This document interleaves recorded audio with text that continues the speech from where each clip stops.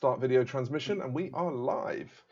I don't know how many people we've got watching yet, or if anyone is indeed watching yet. Let's find out. Some of the guys were asking for the thingy, the code thing. So I was like, oh, there we go. It's this one that I link. want. There we go. Yeah, we've got a couple. There's a few people waiting for us. Hello, folks. Hello, folks. Welcome to the stream. I am joined this week by Kev from the Loss of Lieutenant podcast, and he's a very nice man, and he's going to introduce himself to you now. I think. G'day. Here, yes. Hello, listeners, viewers, watchers. Wherever you call yourself these days, streamers. You're a podcaster, right? So you're probably conditioned to say listeners. Yes, yes, I guess I am. Yeah. Except when we do the live videos, and then we still call them listeners.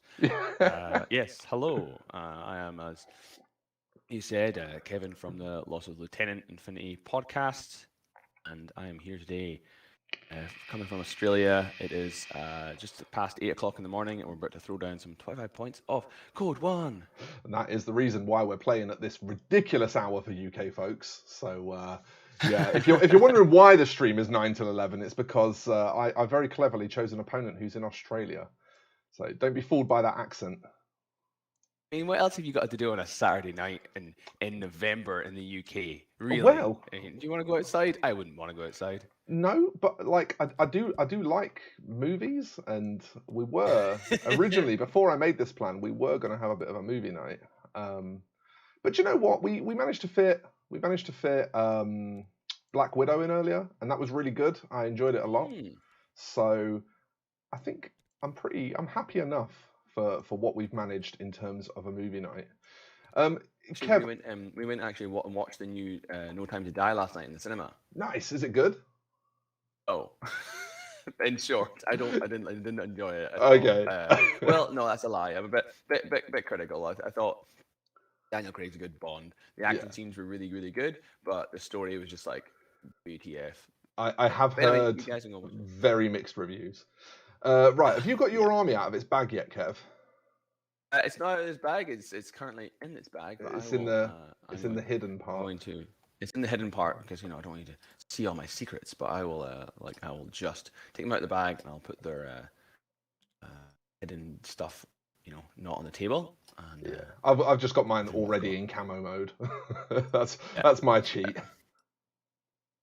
Makes perfect sense. I would have done that too if I. So what I normally like to do, or I guess what I'm going to start making a habit of liking to do, because this is only the second stream, we are going to start doing this regularly. This is going to, I want it to be an every Saturday thing, but it might be a case of keeping fresh opponents cycling means it needs to be like an every other Saturday thing.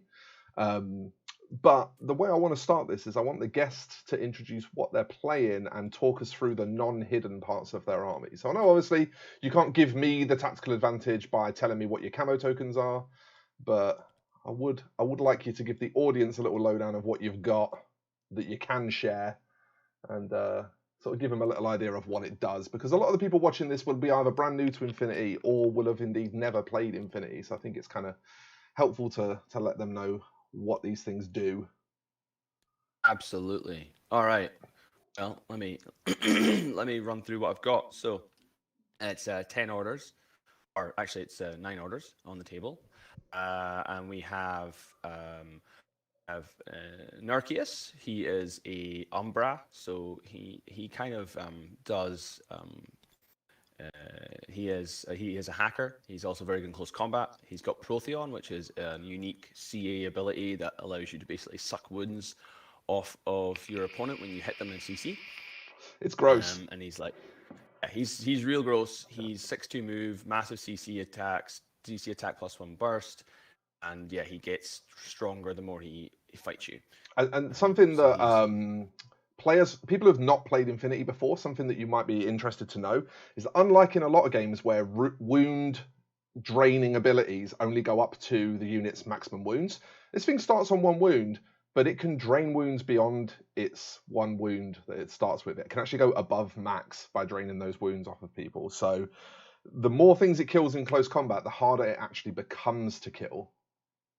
Yeah, it caps out at +2. Yeah. So the most they can go up to is 3, but that's, running around with a 3, effectively a tag is pretty juicy. It's not bad, yeah. It's not bad.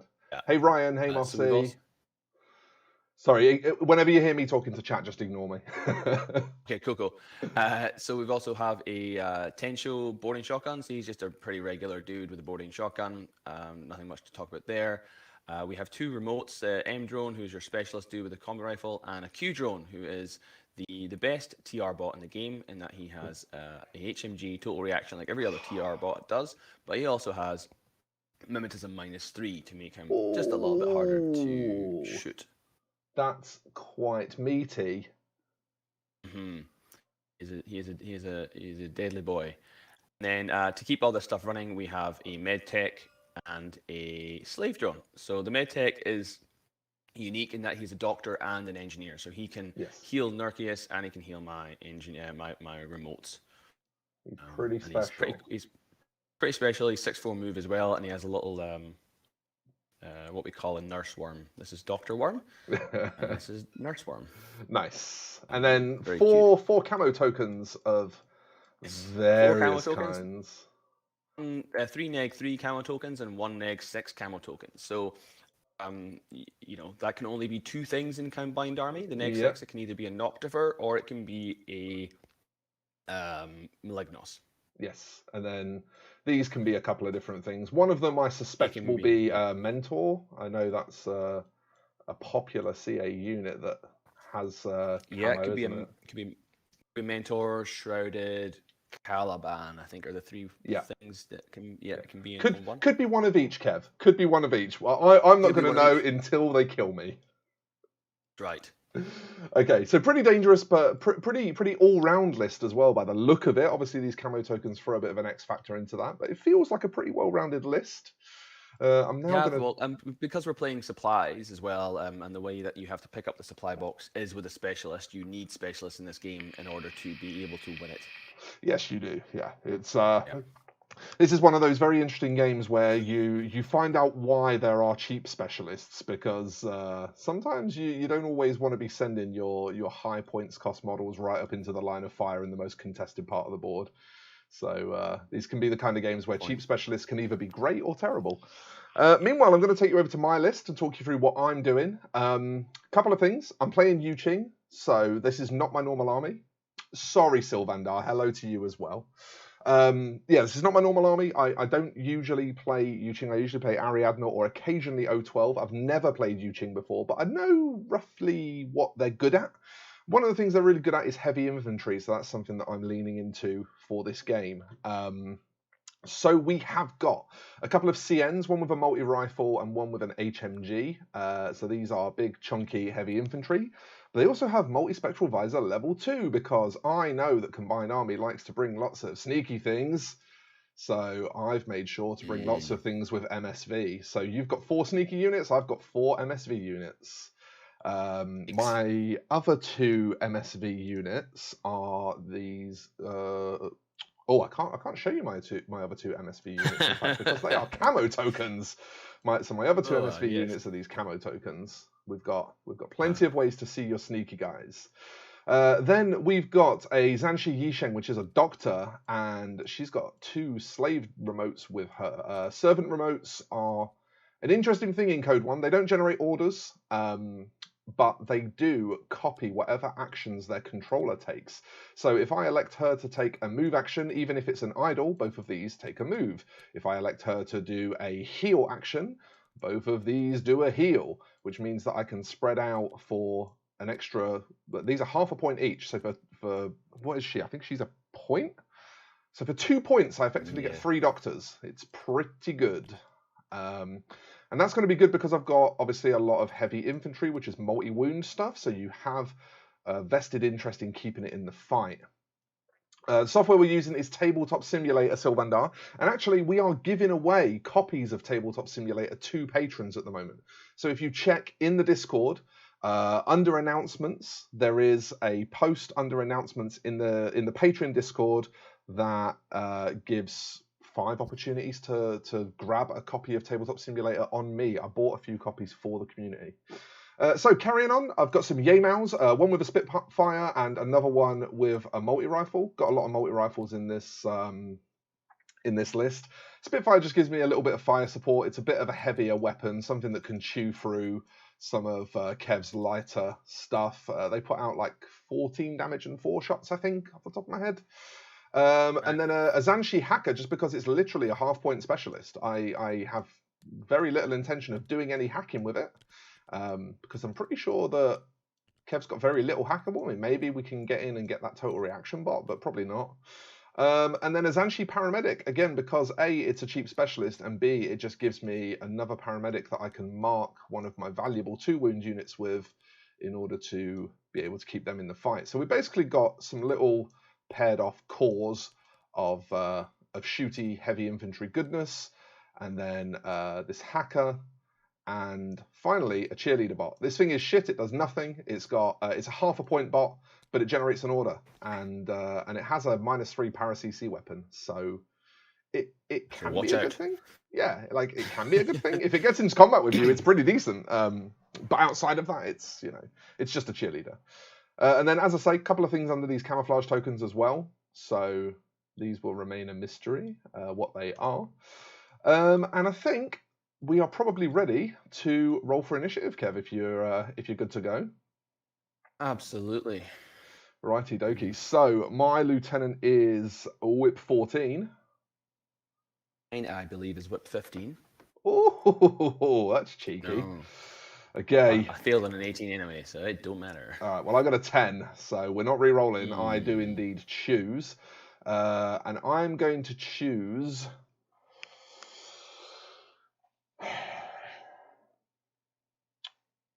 I will keep initiative. You can keep deployment. Okay. So you want to go first? My list is built to go first, so yeah, I want to go first. Cool. All right. Well, let me just quickly turn this grid on so I can see the. If that's all right, just to see the deployment zone. So yeah, you can turn the ugly grid on. In fact, I'll tell you what, we're probably going to have it on for a few minutes just while we're figuring out deployment zones. So what I'll do is we'll put it on, but I'll change it to a less offensive color. There you go. It's a good, yeah, I was about to suggest that. I like to do that too. There we go. So at least now we can leave it on without burning the eyeballs of everyone watching the stream. Yeah, the green is harsh. It's a thing. It's definitely a thing. Yeah. All right. So province deployment zone, and obviously where the supply boxes are is the halfway line. Yeah. So for those who don't know, while Kev's figuring out his deployment, supplies is a very simple mission. If we were using the classified orders decks, this can become a much more complicated mission. But basic supplies is really straightforward. The scoring objectives are control 1, control more, or control all. It's that simple. So you're trying to control these supply boxes. In order to control them, you either walk up to the box with a specialist and make a short action, or you walk up to a dead person carrying it and make a short action, or you walk up to a friendly model that's carrying it and make a short action. Any of those 3 things will put the possession of the crate on the model that makes the short action. And there's no roll required. It's just spending a short skill. So it's very, very straightforward, very simple. It's kind of 3-way capture the flag, I guess, sort of. Yeah, I guess that makes sense. Yeah. All right. Excuse me. Not an awful lot of terrain in either deployment zone, which does make me slightly nervous when I'm running facing against a Shen warrior. So I will elect to choose.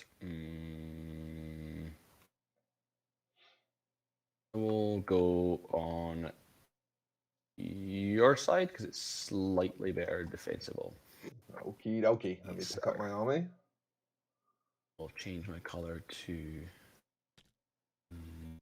red. We'll change mine to blue. Swappy. Oh, I need to grab my my super secret grey camouflage tokens as well. I was like, what are they for? I think you probably actually know what they're for, but the audience might not. So we'll keep it a little bit of a mystery. Chris Okay. says, first exposure to Infinity, intrigued to see how it plays. I think you will probably find it pretty interesting, Chris. I know that you're pretty, what's the word, eclectic in your tastes, and I think Infinity offers a play experience that's not really like any other war game, I would say. So I think you will find it interesting.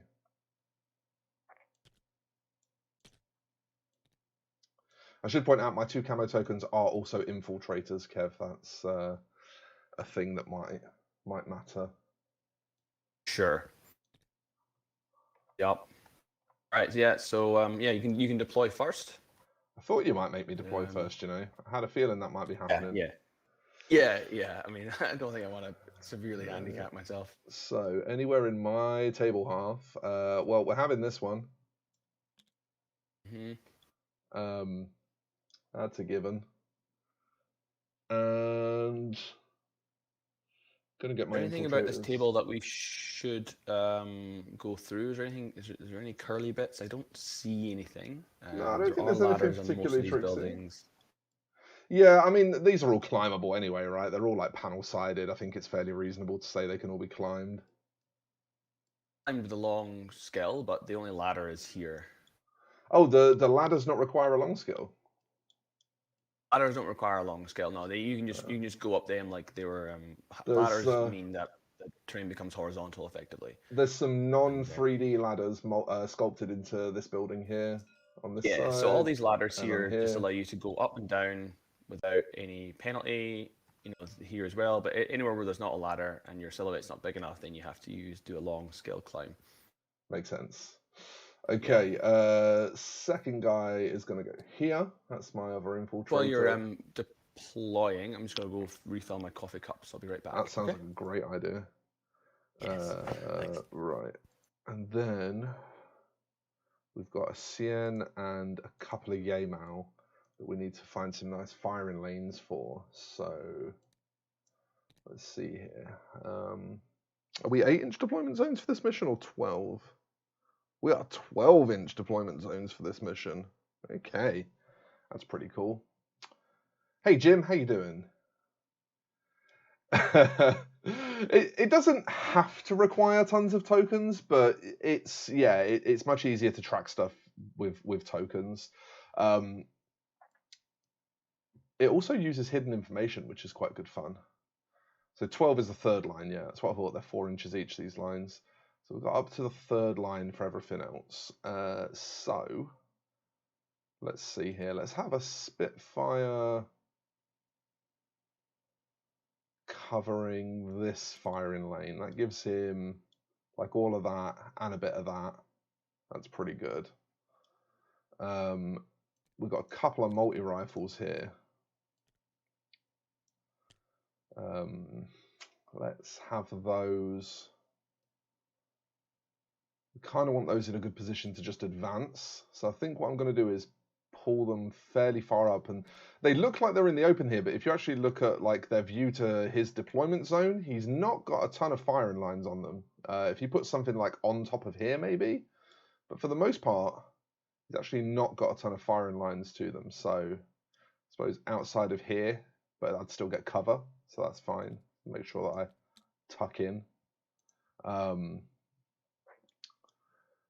The Cien with HMG is going to be my holdback.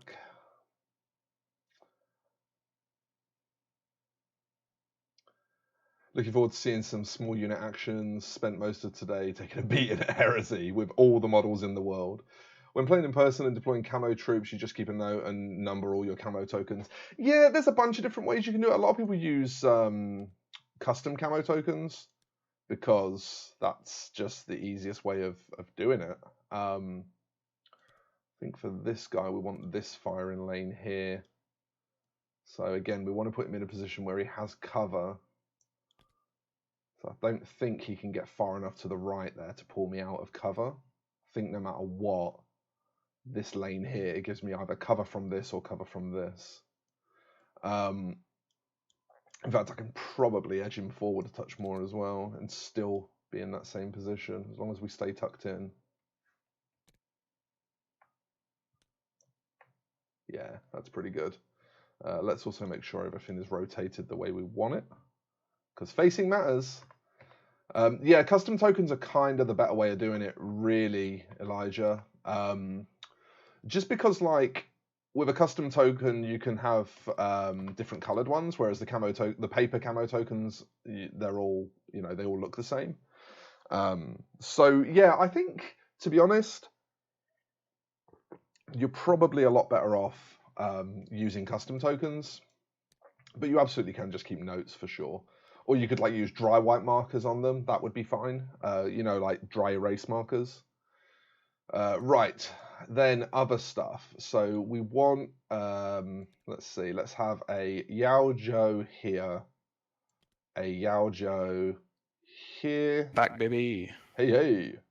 The Zanshi Yisheng, not deploying yet.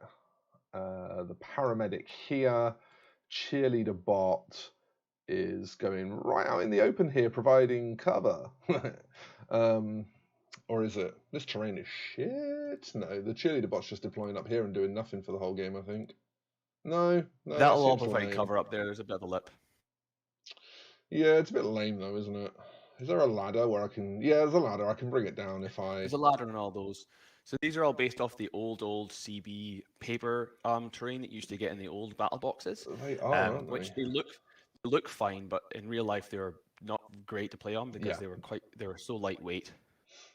Knocked them around the place. Yeah, I heard they were really flimsy. The new 3mm fiberboard stuff, they came in Wildfire onwards, if I remember rightly. Yes, that's right. Yeah. Very good. Great. Very good. Let's see here. This hackaroony, I think is going to go like here. Let me check firing lines. I think, yeah, she's pretty good. That's the nice thing about this huge central building here, is it really just mutes a lot of your firing lines. It lets me kind of advance pretty freely. Like these two ones, yeah.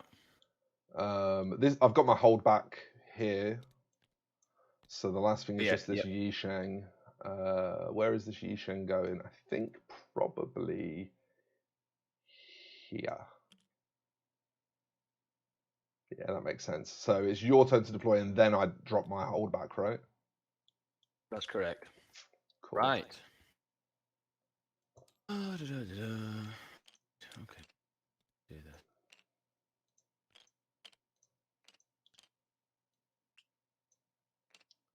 What have we got? So your Yamau's here. Sanshi Hacker. Your Shein Multi. He has specialist as well. No, he's just MSV2. Yeah.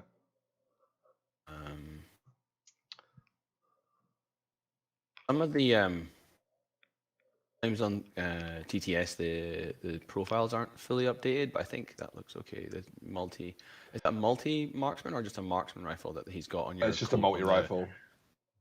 A multi rifle, okay, yeah, right. He does have a +1 burst nanopulsar as well. In fact, this Xian here is actually a spec op as well, which it doesn't say in the thing. So he is a spec op. Yeah, that's what I thought. There was something that's not always 100% correct. Cool. We're good. We got it. A camo marker there and a camo marker there.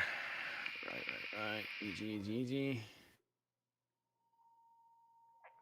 So yeah, this one's going to be interesting. The reason I've been quite excited about this stream is because Kev is very experienced. You've been playing for a long time, right? Yeah, I'd say since 15 or 16, I guess. So N2? No, at the start of N3. I think I got into it just before Human Sphere was ruled. Okay.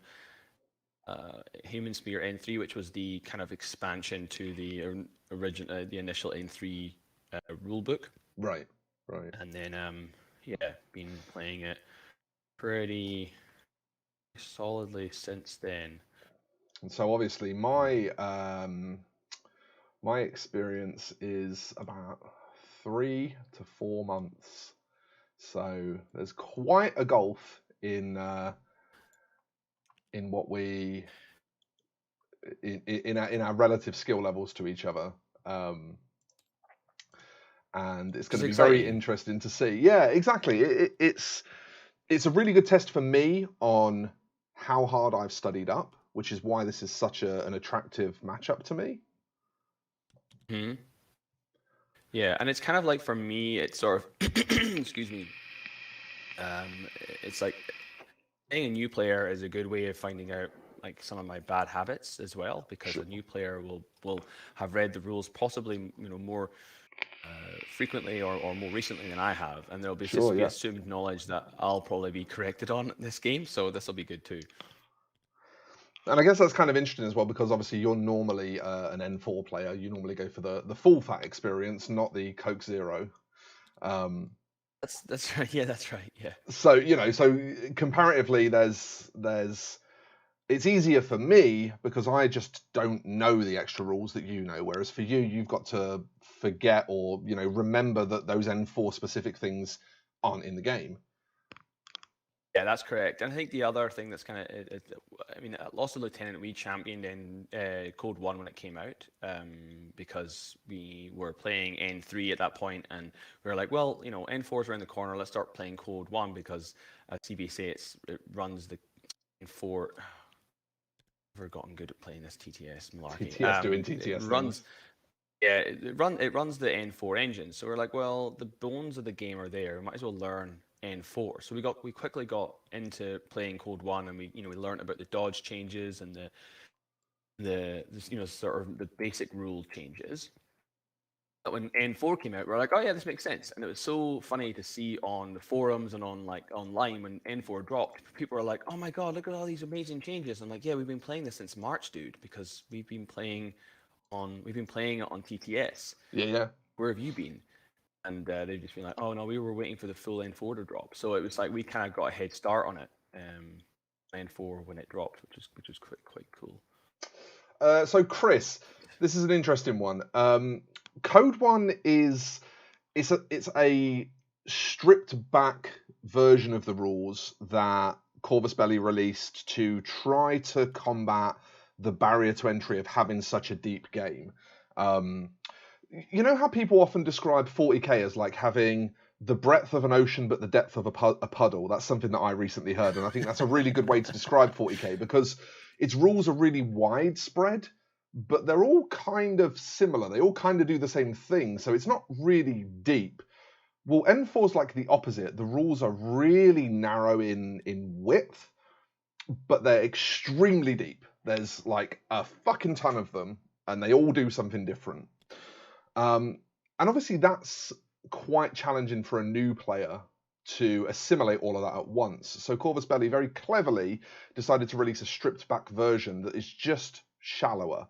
And it's not shallow, I wouldn't say. Would you say, Kev, compared to N4, would you say Code 1 feels shallow, or would you say it just feels more user-friendly? I guess it would be. I mean, there are by definition fewer rules, so Yes. in that way, it is well, it's shallower. Yeah, I guess it's not as broad. Yeah, the same. A lot of the same tactics that are employed in N4 are still there in Code 1. They're just kind of without some of the additional rules that kind of make more complicated. I guess it's like a less complicated game, so it lets you get stuck into the kind of essence of Infinity without getting bogged. Not bogged down, but for a new player getting bogged down in all these extra rules and interactions which don't exist in Code 1.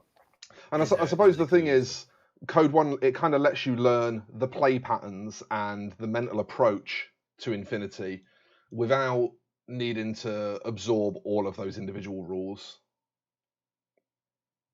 Yeah, I think that's pretty accurate. So it's right. it's an interesting game, because a lot of games don't really do that. There isn't there'll sometimes be like a quick play version of a game, but that's usually like really superficial. And Infinity has a quick start version as well, which again is really superficial. It's what you use to teach people just the basic, how to move, how to shoot, what arrows are, that kind of thing. And a lot of games will have that kind of quick start format, but Code 1 is kind of somewhere in between that. It's not as superficial as a quick start, but it's a lot easier to get your head around than going straight in at N4. And interestingly, I think actually, like, something I realised for me as a Magic player, or a former Magic player, N4 doesn't actually seem that daunting in terms of learning all of those little individual rules, because I come from a card game that has like 20,000 cards that all have fucking individual rules on them, right? So Yeah. through my personal lens, that doesn't really seem so insurmountable. But N4 also has very different list construction mechanics. And that is the thing that's sort of making me go, yeah, I need a bit longer before I jump into N4. Yeah, right. Yeah, definitely. I think that's a good observation. Like fire teams and sectorials, I'm not ready for that yet. Just not ready for it yet.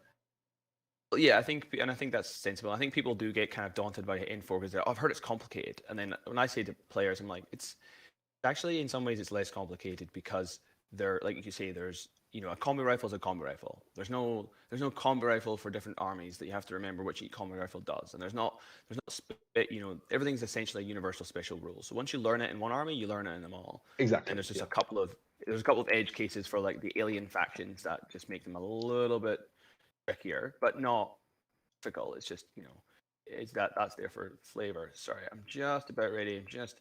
I'm confused with my which camera markers which. What's this slave drone over here saying? There's a random slave drone hanging out here. Oh yeah, there is. Yes, I put him down there and it was like, oh, I'll deal with you in a second. I'll pop him in for you so you don't miss him. Yeah, thanks. I'll just chuck you down here for lols. Yeah, I personally really appreciate Code One as a jumping in point. Like I say, not really for myself, because I think if I'd have wanted to go straight into N4, I think I probably could have got my head around it. Knowing as much about it that I know currently, I feel like I could probably play a game of N4 if I just spent a day doing some reading. But I think Code One just makes it so much easier to train other people to play the game. And for a smaller game with a smaller following, you really want the game to be as easy to learn as possible, right? Because you want people to know whether or not they like it without having to commit to a whole bunch of research. Absolutely. Blindfold. You put on a blindfold? I did, yeah, because I pressed B rather than N. Like I say, I'm really adept with. I'm really deft with TTS. Like when I watch players who play TTS all the time, and they're just like zooming around the board, like it's just like a second, like there's another limb, and I'm like clunky, going, oh, I'll just knock this model over, and I'll knock this model over, and yeah, it's really bad. So Lartbeard says that they found sectorials helpful, less stuff to pick from than the general vanilla lists. That's interesting. Yeah, that can be definitely true. There is like a bit of a split in people who play the game who say, is it better to get into sectorials or better to get into vanilla? And yeah, I don't think either answer is wrong. I think it's really depending on what you want out of the game and what you want to learn. Because for me, for instance, I got into Hack Islam first. I got into vanilla hack, a whole bunch of vanilla hack, and then once I found units I liked, and I was like, all right, okay, well, what sectorial are they in? And then I chose a sectorial from there. But other players like to choose a sectorial because it gives them nice options, and then branch out into vanilla. So I'm just going to chuck some prone markers down as well, by the way, just because I'm going second. I do not want to have my head up. Oh. I didn't actually realise that prone was an option in Code One. Oh yeah, absolutely. Yeah, prone is absolutely an option in Code One. You need to be able to keep your head down in this game because otherwise you will die. Yeah, if you want to plop some prone markers down, you might want to do that on your remote, who's up there doing nothing. Be a good idea. All right, I am down. Just got some slight adjustments to do.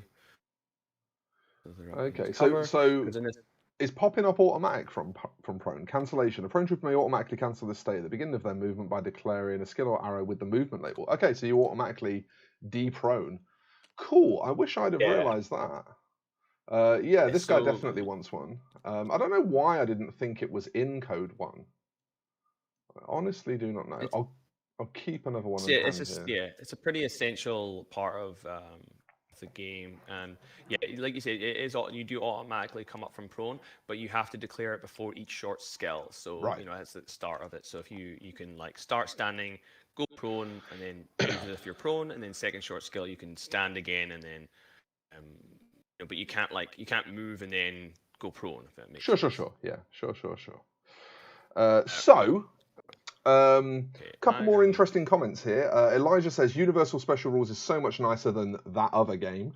I would rather my rules not be where the flavor comes from if they have the same effect. Yes, I agree. One of the things that other game, you're talking about 40k, I know you are. One of the things that 40k particularly suffers in my opinion, is that it will have the same special rule for different armies, but they'll give it different names. And stuff like that is kind of just, I personally don't like it. I find it very hard to digest rules that are written in that way, where a lot of the flavor is very tightly linked to the rules. So yeah, I would say that I agree with that. Mikey says, I think Code 1 could be my forever game. A 95-page rulebook should be enough for fun games. Yeah, I could see it. I think Code 1 could be my forever game as well, but I don't think it's gonna be, because I really want to play JSA. Like, I have about 350 points of JSA, so I don't want to waste them. Elijah then says, sorry? Oh, yeah, go ahead. Oh, what? Sorry, what did you say? I was just going to say, yeah, because you definitely want to be playing Space Samurai. You don't want to be locked out of Space Samurai just because you're playing Code 1. Exactly, right? If they ever get Code 1 profiles, though, that could be fun. Elijah then says keywording is so important. Chris then says, so as a product, what's the entry to Code 1? Battle boxes are probably the best way if you want to try and get other players into the game, because you'll have two small forces that you can smash into each other. If you don't want to necessarily train another player and you're happy to just collect for yourself and then go out and seek other players, then I would consider instead boxed armies plus a rule book. Although, for me personally, I think the Code 1 rulebook you should kind of just pick up anyway, because it's 12 quid. If you're someone who likes physical rulebooks, would you agree with that, Kev? Yeah, if you like physical rulebooks, go pick up the rulebook. But you really just need it for the lore. You can download the whole thing on PDF. I know some people like the tactile pages, but honestly, the Infinity Wiki online is so useful for just searching words. You're really having the rulebook is kind of redundant. Exactly. Yeah. I mean, I'll show you very quickly. I've got another window up at the moment, and it's a browser window. If I quickly just bring it up, you'll see it here. In fact, I'll put it up over the top of this just so you can see what I'm doing properly for a minute. There you go. So I've got this browser window open, and this is the Army app, which gives you this is basically the codex for your faction. This app has everything in it. But also, what's amazing about this Army app is that any special skills or equipment are hyperlinked, and you can click the hyperlink and it takes you straight to the wiki, and you can read the wiki entry. And the wiki is the official, current, updated rules from Corvus Belli. It's not a third-party wiki like Wikipedia. It is an actual first-party, fully supported, regularly updated wiki. So yeah, Infinity, it doesn't ask you to spend really any money at all on books. You can quite happily not spend a penny on books if you do so wish, because the full PDF for both Code 1 and N4 exists, and the Army app takes care of everything else. So it's pretty great. Exactly. All right, I'm down except for my one reserve. So, okay.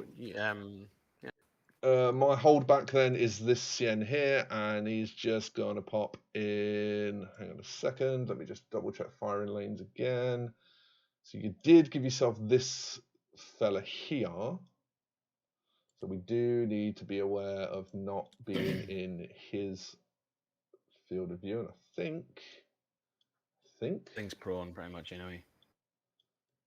Yeah, I just don't want him popping up and killing that CN. That's right.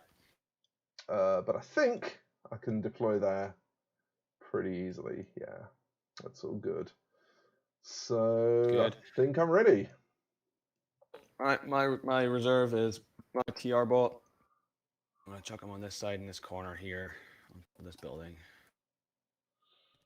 Right. Oh, matey. There we go. And I think I'm going to throw a spanner in the works. Oh. I think I'm going to actually go second because I decide after you've deployed, right? After deployment. Oh. Oh, is it decided up front at the start? That's right. So when you choose initiative, you tell me if you're going first or second. Right. You don't just choose initiative. You say I'm going to choose initiative and go first. Okay, cool. Okay, in that case, I've got to stick to my guns then, so I'll stick to my guns.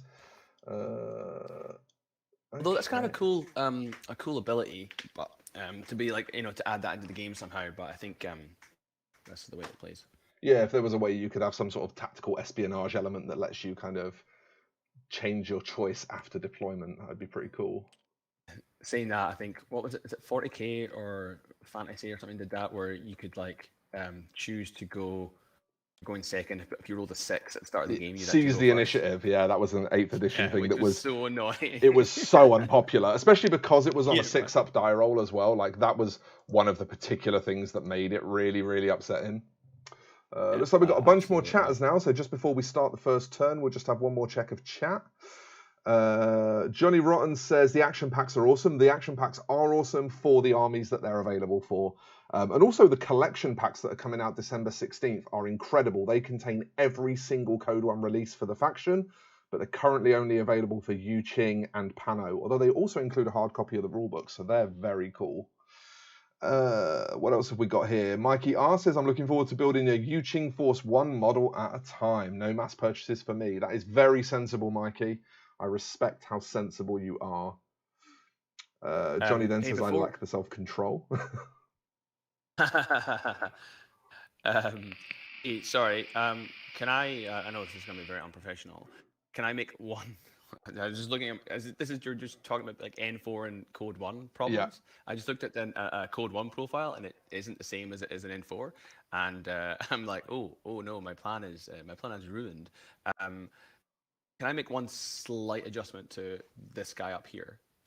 You can, if I can make one slight adjustment to this guy here, because I really sloppily did not tuck this guy into where I wanted it. I just put it in the rough position. Yeah. Go so for it. If you're going to do it, I'll do it. I wanted to be peeking this corner and tucked right into the wall, but I just kind of plopped it roughly where I wanted it and then moved to the next model. So, yeah, you can tidy up if I can tidy up. Okay, he's just going to go over here instead because that makes more sense. So we're having a staring contest in the center of the board. That's right. Yeah. Alrighty. I mean, am I even confident in that model's ability? Maybe I'm pretty confident. I don't know. It's not a terrible model. It's who knows. Could be good. I am going first. Maybe I just uncamo and ass blast you. Right, what else have we got here in chat? I played all of N3 without buying a single rulebook. Yeah, it totally can be done.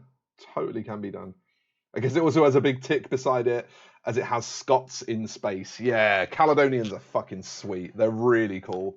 I really want a Mormaer profile for Code 1 though, because I really like Mormaers. So if Corvus Belly, if you end up watching this stream for any reason, not that you will, but if you do, give us a Mormaer in Code 1, please.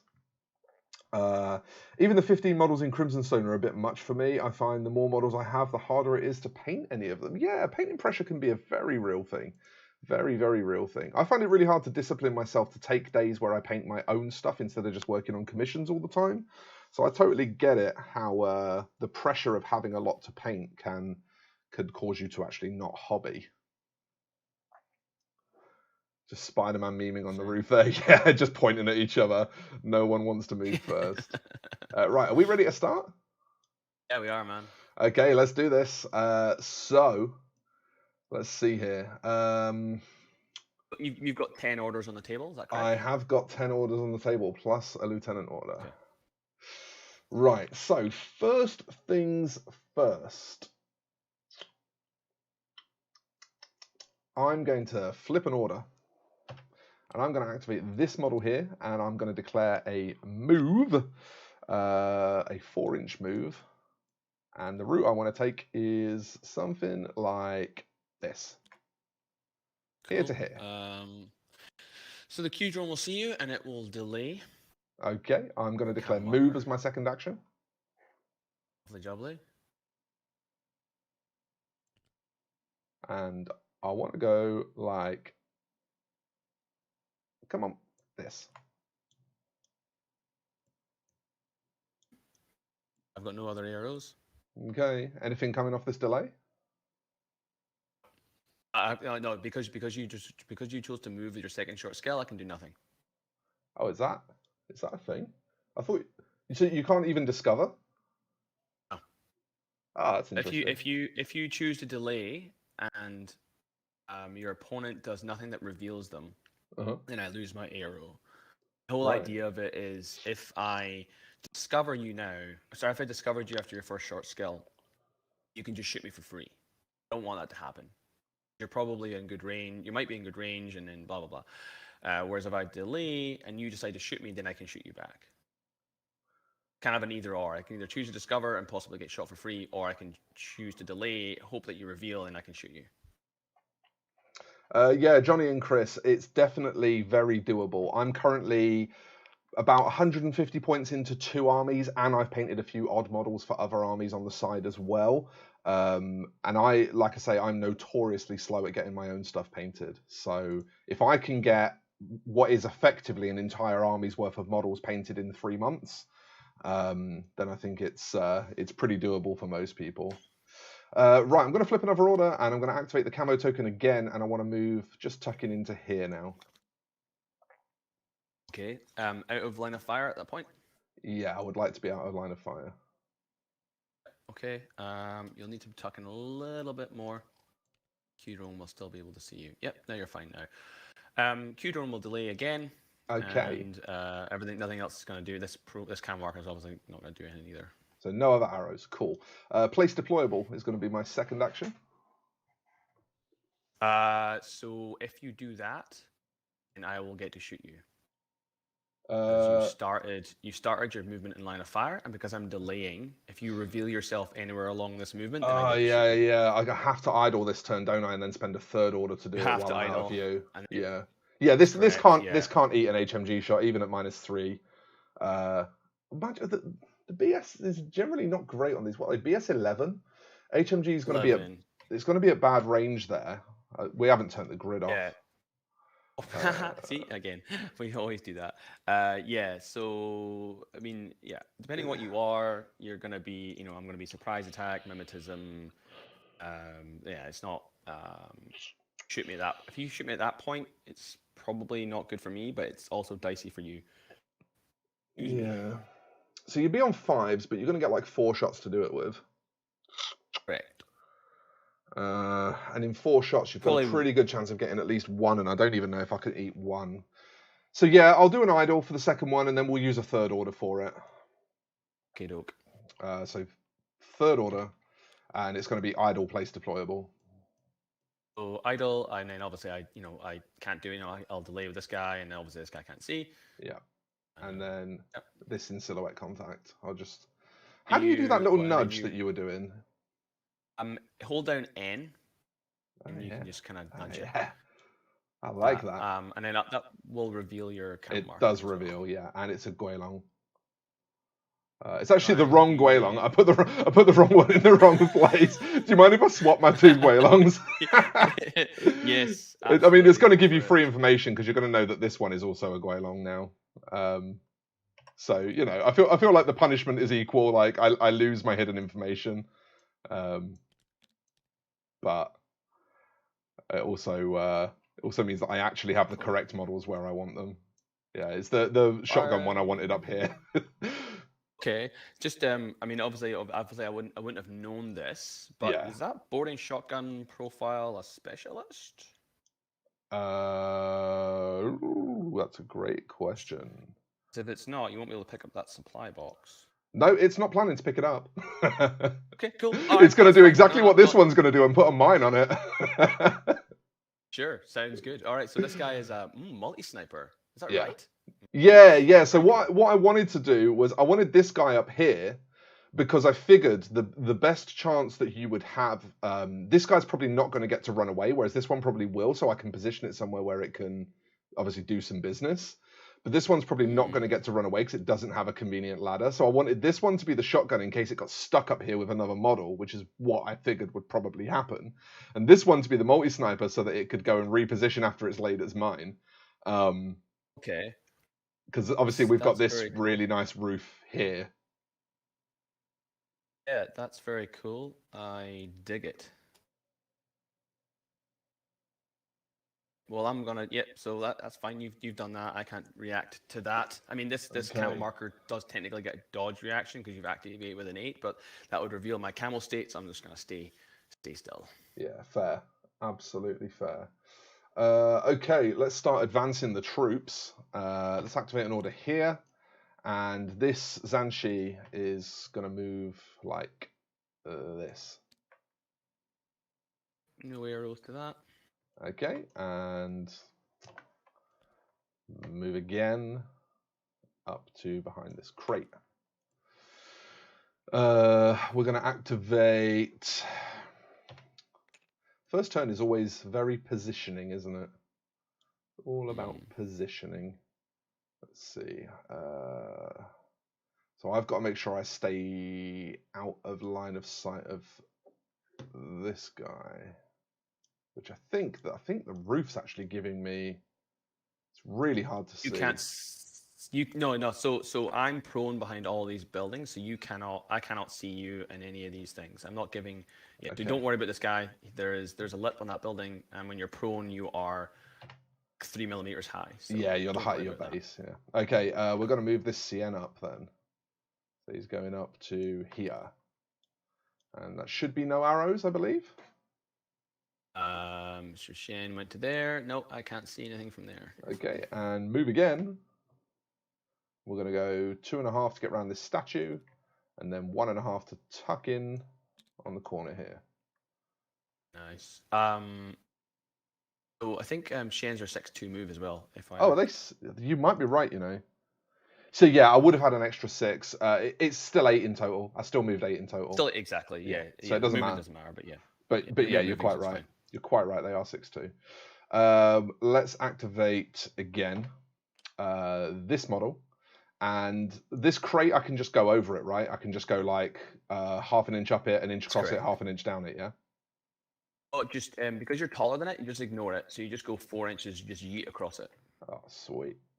Okay, so it just removes any of that and removes any of that like measuring. Crap. Again, I need to stay tucked in because is this one prone as well? Or, yeah, this one's prone as well. So I don't even effectively, everything here is prone. The only thing you got to worry about that might be shooting you is this Q drone, but he can't see that flank. So okay, so that's Zanshi moved up, and that's a multi-rifle. Is this? Yeah, this is the Spitty, but this is also the dangerous one. Do we just take some long-range pop shots? I know Spitfires aren't great at long range. It's going to be a dicey roll if you activate that EMO against that Q drone. Yeah, it's not great. It's better for you, to be honest. HMGs are better at range than Spitties. Yeah, I don't fancy that. You have MSV1. He's so a good rule of thumb generally. I mean, obviously you haven't done it, but is to start everything prone. Unless you want it to be on ARO duty, because then you don't have to spend orders to put it prone in your first turn. I mean, I did want this on ARO duty, to be fair, so it's fine that this is standing up. I also just realised I activated my Zanshi here. I need to move my 2 robots as well, if I do so wish. Only activate 1 of them, actually. Do you? Can choose to activate? Yeah, you can only activate 1 at a time. So if you've got 2, it means you can move 1 off the 2 as part of the peripheral servant rule. Okay.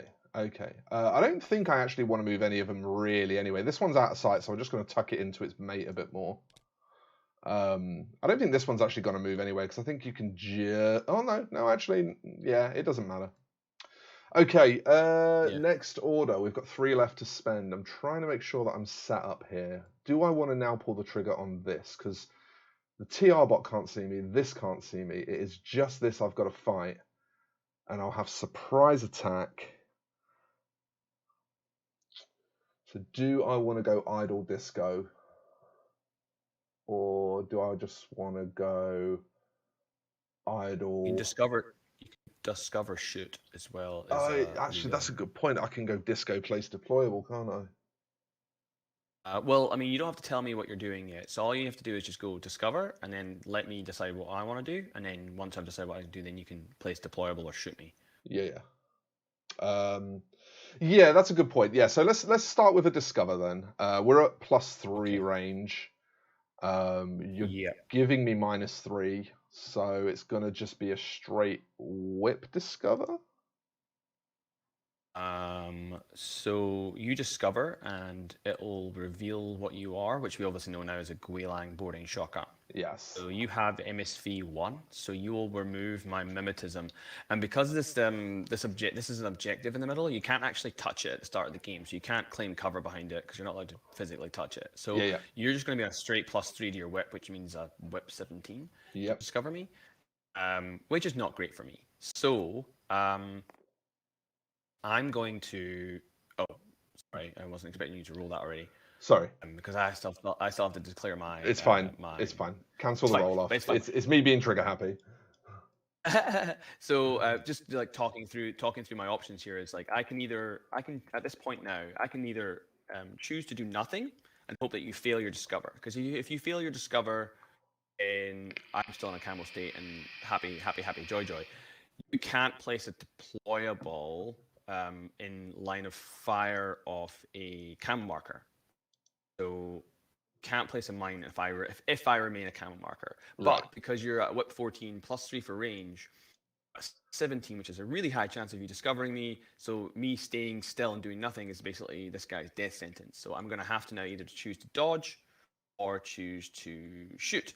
Now, because you've got a boarding shotgun, if I choose to shoot you, you can just lay 2 templates on me and I die. Yeah. So my best option at this point is to dodge. So I'm going to reveal as a Caliban engineer. Okay. And so the reason why I moved him, for people out there, because of the N4 Code 1 thing, is in N4, this guy has a template weapon called a Pulsar.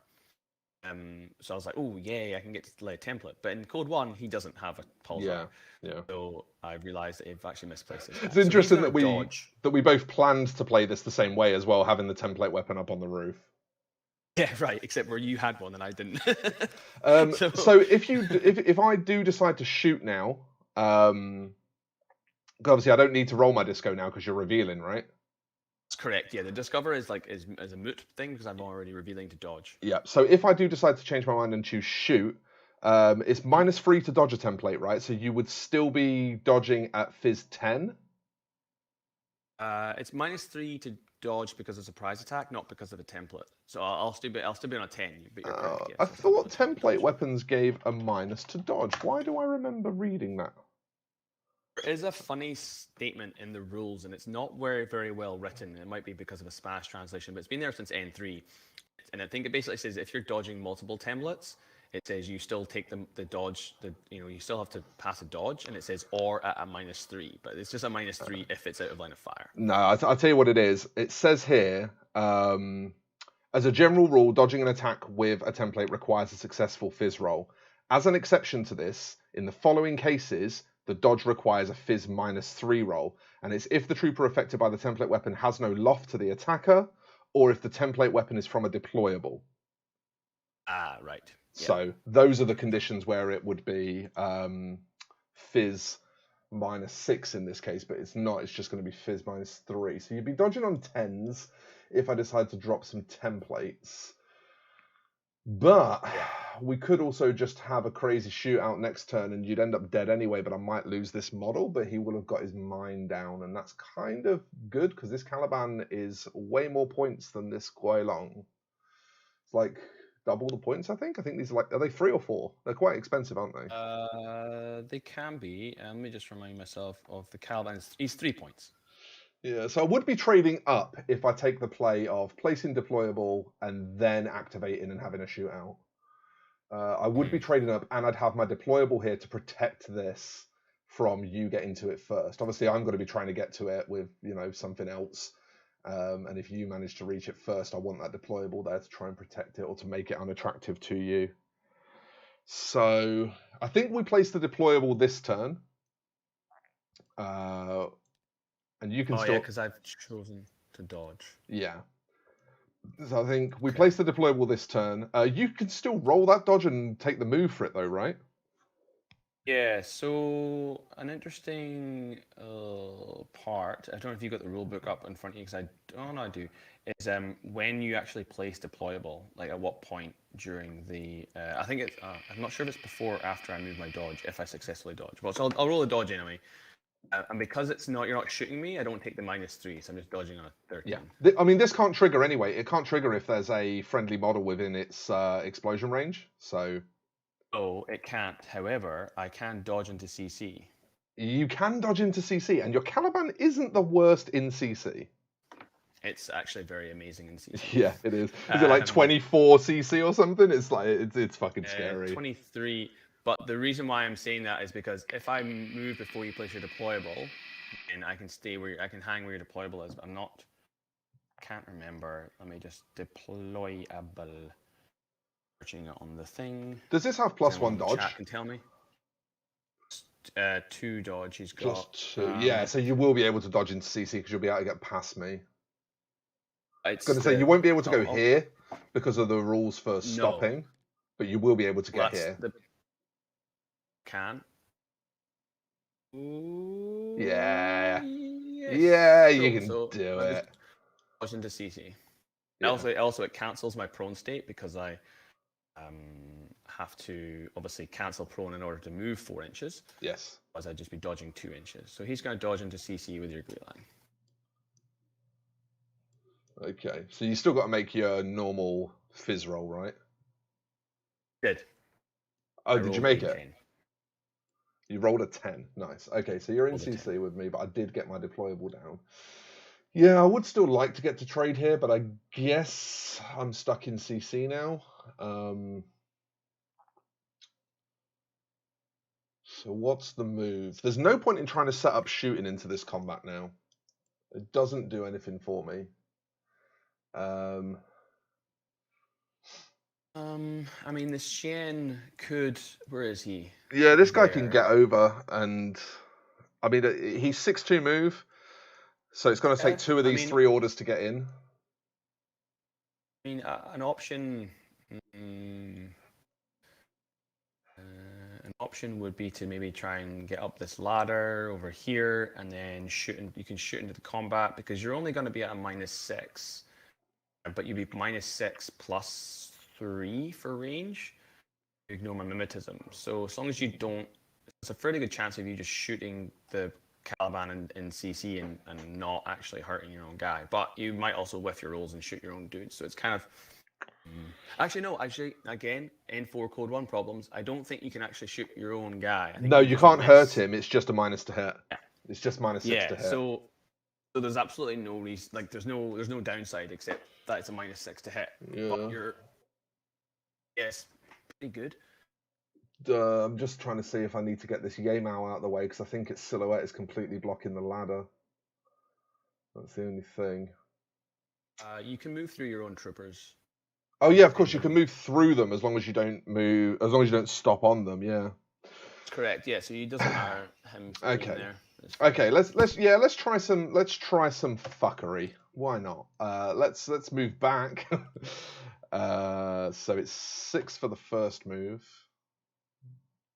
to here, and I think we already agreed that that's no arrows, that location, right? Yeah, you are safe. Cool. And then 2 gets me right up to the ladder. So next order. Oh, my TTS is being very laggy today, and it's really upsetting me. Flip an order. It's just because you're communicating with Australia, where we're still in 1975 over here. So we're going up here. Yeah, that probably is what it is. Right, so we're going up here. And I don't have any... Ooh, actually... Can you see me? Put your silhouette up. There you go. Have you got one? When you were... you were going up, I mean, just looking at my Q drone, there's possibility that as you're going up the ladder, because when you go up the ladder, actually no, I think you're fine. Nah, don't worry about it. Yeah, I've got no arrows because my Caliban has no line of fire while he's in CC because he's he's concentrating too hard. Yeah. On hitting your wily. Okay, so second action is going to be BS attack. Just eat some shots. this CN's MSV2. So it cancels your mimetism. Your mimetism. Are you mimetism 3 on this? Yeah. So it cancels your mimetism. Let's see, what else have we got? HMG is going to be, is it +3 range? What is +3 for an HMG? 32. To 32, from 16 to 32. So you should be in good range bands there. Boop. Yeah. Absolutely. So you're just you're going to be at a -3 overall, +3 for range, -6 for CC. So whatever your BS is, -3. Yeah. So I'm on 11s. All 4 shots into the Caliban because that Caliban needs to die before it fucks me up. Okay, 4 on 11s. That's a really bad roll. That is an example of just how badly you can roll. Oh no. Okay, well I guess we're wasting another order then for idle shoot. Now, do you want to? I don't know if you want to. You could go prone and then shoot because it's all simultaneous in Infinity. You'll still be able to see me. You just won't see me at the end of the order in case you want to keep this, unless you want to leave the CN up for Aero G. Well, the thing is, I don't think you've got any good guns at that range that are going to get to see me. Oh, really? You could move the CN into this corner here, so at least it's getting cover. Yeah, I can still see. And you can still see, and at least you're getting cover from anything that's like, even if I come up higher or over here. Or whatever, yeah, that seems smart. Just tucking in, making sure we're touching. Yeah, Infinity has weird cover rules where you actually have to be touching the thing that you want to claim cover for to get cover from it. Initially, when I first started playing, I thought it was just intersecting terrain, but you don't actually get to claim cover unless you're touching it. And that's a difference. And they've also changed the rule as well now, where it's also if you have a height advantage, you get cover, which is a really great change from N3. Yeah, because it kind of makes verticality way more interesting and easy to use. Is there anything new in the chat that needs my attention? I think we're okay. Yeah, we're okay. People are chatting amongst themselves quite happily, having a good time. So yeah, we're gonna try that exact same shot again, 4 and 11s, and then normal rolls again. So go. Are you kidding me? Oh my God. You have to be kidding me. This is not possible. You cannot roll 8 d20s. Throw your dice away. I'm going to reveal my lieutenant and try it a third time. Oh my God. I cannot leave it there. I absolutely cannot leave it there. So, yeah, the CN was my lieutenant. You probably guessed that anyway, to be fair. We're going to do exactly the same thing again. Idle shoot. Please? Here we go. Okay, that's more like it. We got a crit as well, so 4 saves. 4 saves versus 15. Damage. 4 saves, damage 15, armor's 1, so basically 15s or more to stay alive. Nope. 2 fails. He is dead ski. Toast. That's -1. Yeah, proper dead.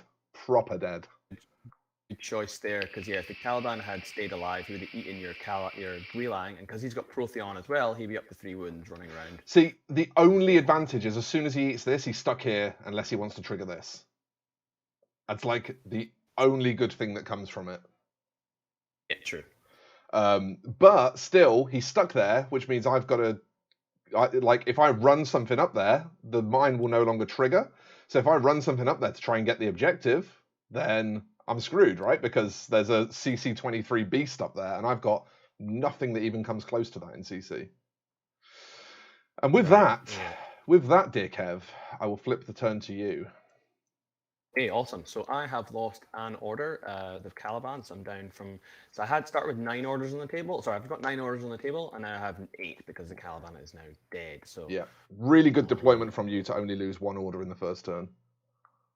And that was a dicey play as well with the Caliban. So yeah, good choice with the Xian. Right. Well. Let's go and try and get some boxes, perhaps, shall we? Oh, we've got the metal miniatures conversation happening in the chat.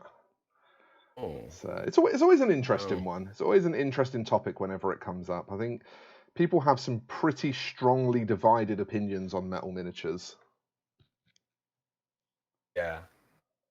I mean, I totally appreciate it. I mean, I think it's what people know, I guess.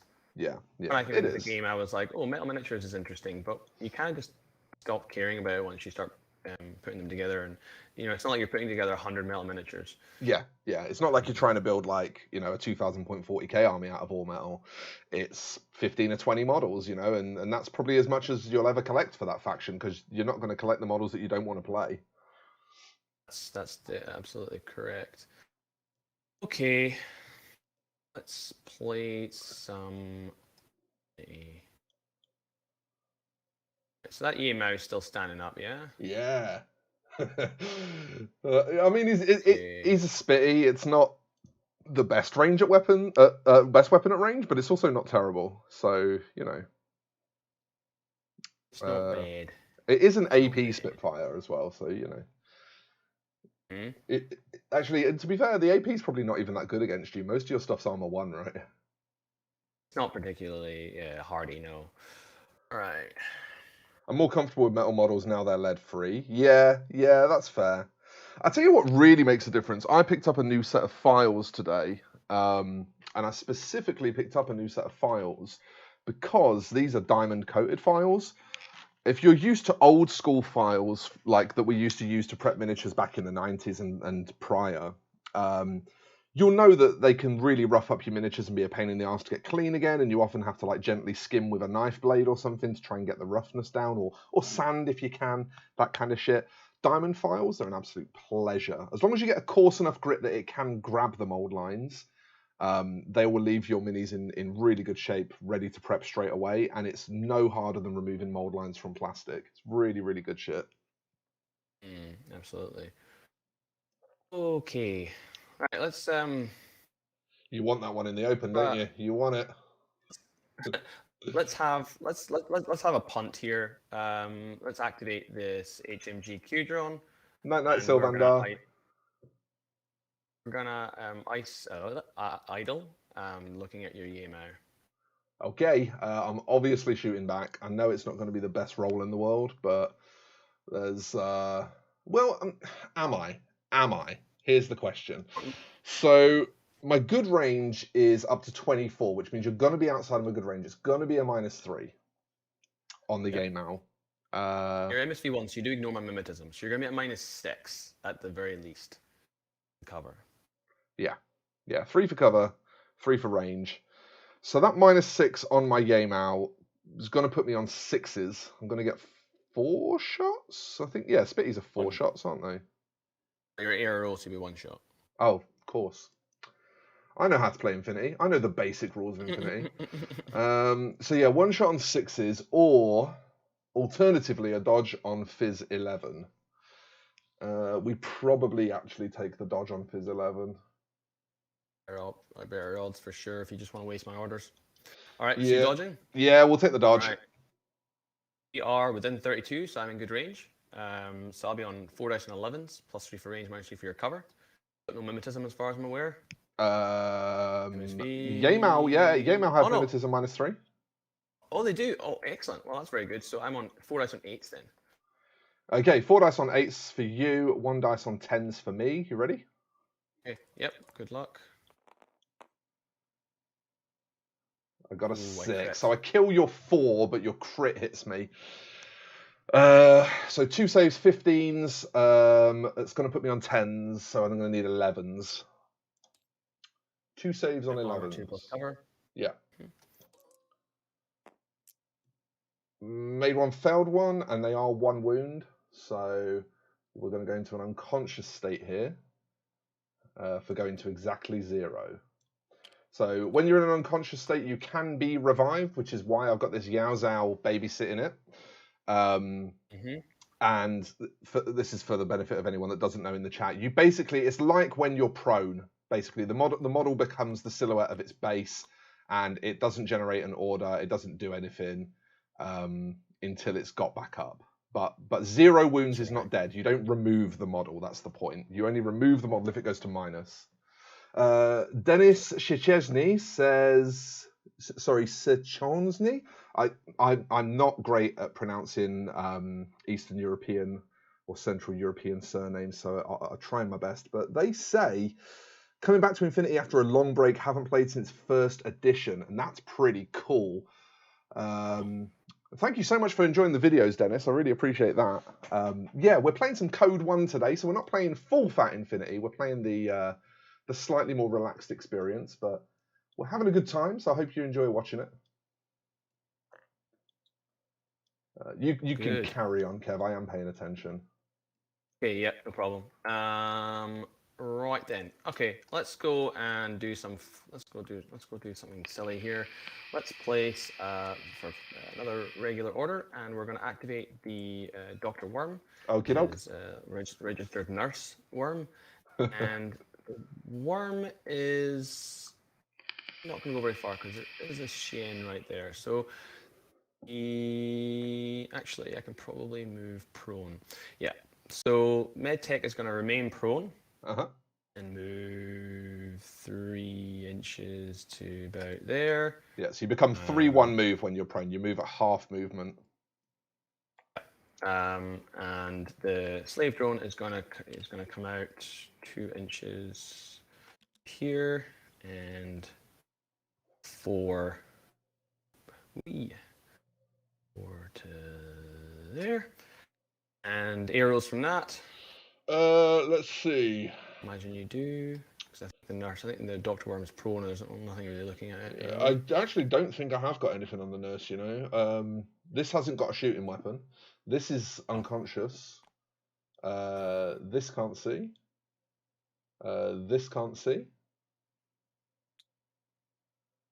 So I'll just carry on moving then. So now that now that I'm out of line of fire of the Shien over here, the MedTech is now going to stand up and move 4 because it's 6-4 move, so it can move 3 and then now standing up, moving 4. Move to there. The very foot of the ladder. And then slave drone is going to continue up another 4. All right. Spending another order. 5 left. Okay, not bad. We'll spend another order on the MedTech, and the MedTech is going to go prone again and just kind of tuck itself into this thing. And the worm, the nurse, is going to be up this way 6 inches to have a look at your mine. Look at that speedy worm. Yeah. Night, Briog. Thanks for tuning in, mate. So, arrows to that? I mean, the only thing that's really going to happen here is this mine's going to detonate on this slave drone. It can't. The friendly model's still here. Yeah, the Guilang there will get an arrow as far as the dodge goes if it wants to, but it obviously can't see anything. Yeah.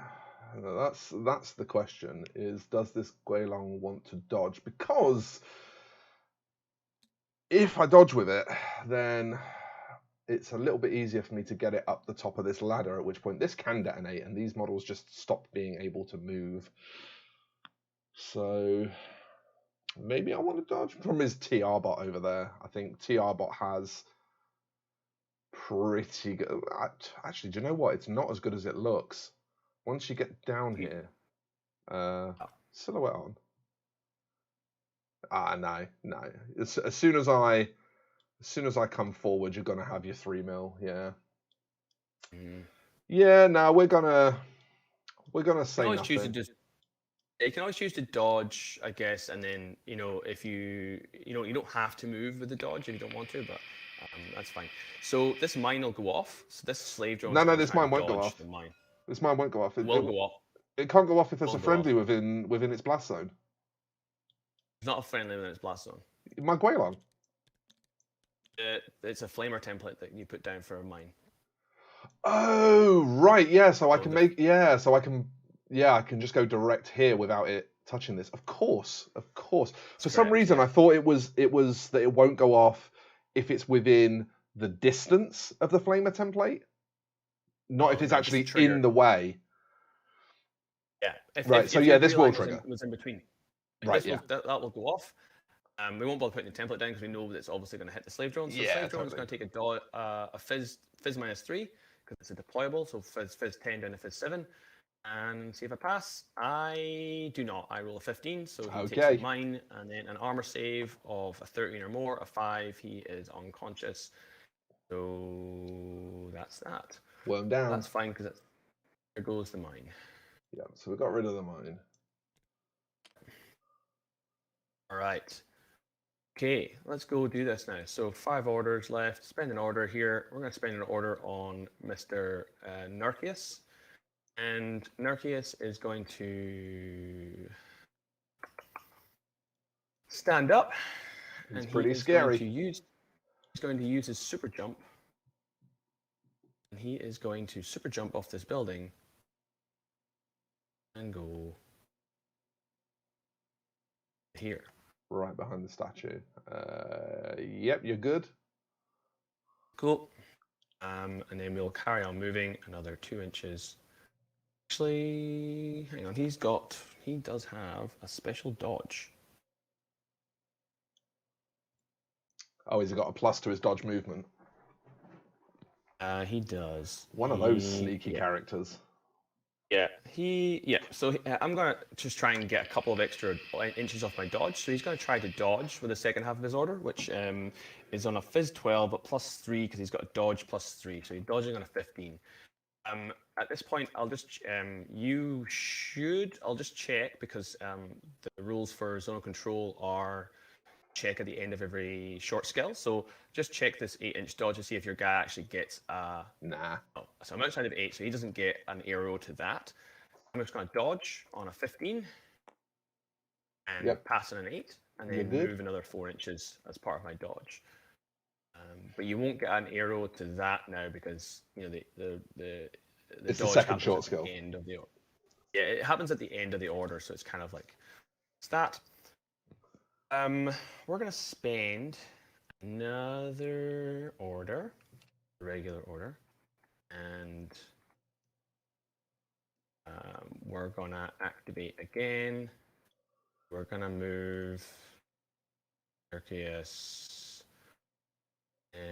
3.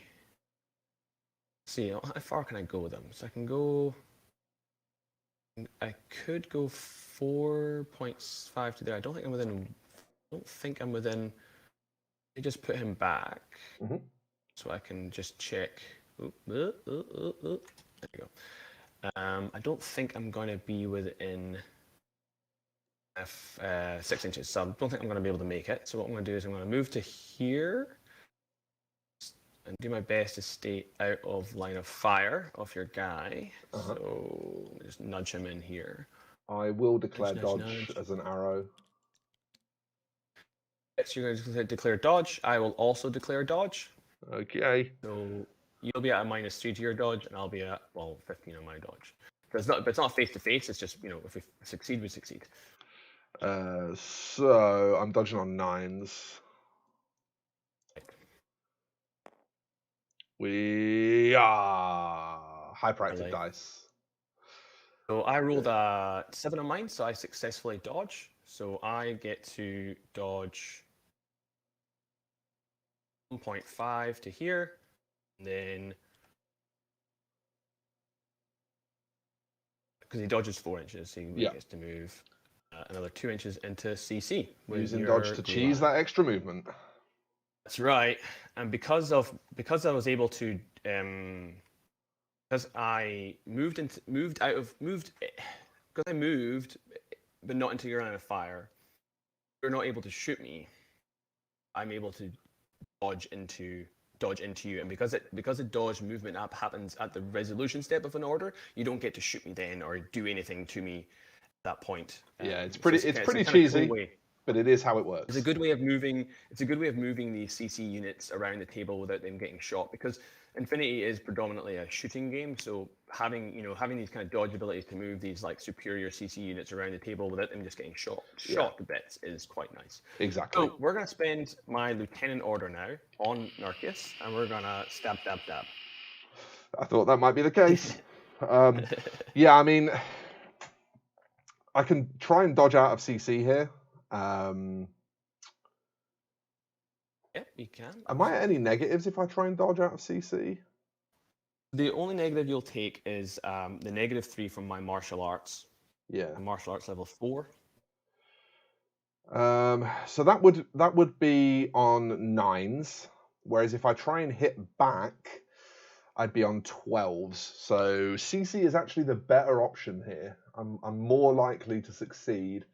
And the main thing I'm trying to do here is probably cancel his rolls, hope for some low rolls to cancel off, as opposed to the movement's not really going to do much. Yeah, I think CCing back on 12s is probably better. Sure. Yeah, CCing back on 12s. So I have martial arts level 4, which I'm pretty sure. Let me just make sure it's not changed in any way from. Nope. Cool. Martial arts level 4. So I'm CC 25, which goes up to CC 28. So critting on 12s. Yeah, critting on 12s with a double action CC weapon. Ouch. So here we go. And then you need a 12. Okay, is that right? Well, I'm dead. Shall I just remove the model? Of course you critted. So take 3 saves at damage 12 plus his martial arts. So 15. Which gives you 15, yeah. So 3 saves 3 at 15. So yeah, 3 saves of 15. There's no way I'm making this. Although I have rolled a lot of high rolls, so you never know. Absolutely. Now I roll good. Okay. That's how it is. I understand. So now what happens is Protheon takes effect. And because you have so this is an interesting thing about Protheon is you have 1 wound. You also have an unconscious state. So Protheon sucks up a wound from you going to 0, and also another wound from you going from 0 to dead. Yes. Basically, it's like, yeah. So I basically get 2 extra wounds. I don't have a marker for that. You can. Can you edit the notes? Let me just have a look at I mean, positive state. You could add it just to his model description, where it says hacker B combi, you could just put +2W like that. Actually, I've got it here. They actually have power up states. Oh, okay. So I've got power up +2. That's just a more easier visual one, because then that's essentially I've got 1 wound, 2 wound, 2 wound. Just carry them around with me so that we can keep track of that. Cool. Right, so I've got. Is that right? Yeah. Carry on. Okay, so spend another order. We'll spend another order on this guy because he's 3 wounds, but he's kind of exposed, and you've got lots of nasty things that can come and hurt me. So there's a Shen there, and he's the one with the multi-rifle. Don't know if I want to be taking these fights. So what he's going to do, because he's a specialist, he is going to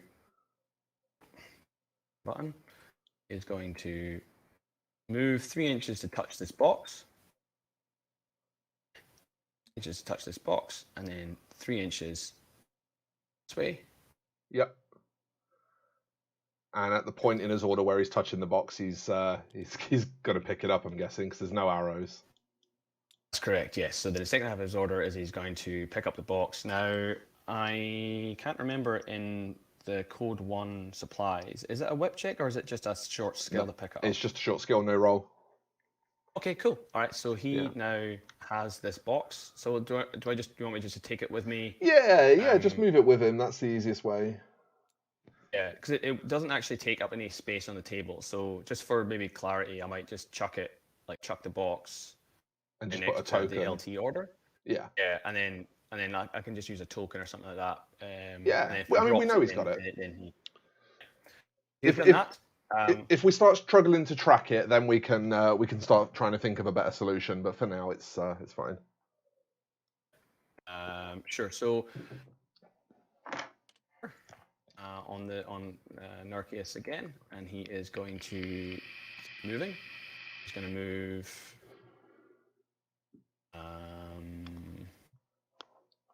He is going to move over. Where am I actually going to go with him? Make him safe. I'm somewhat safe. Well,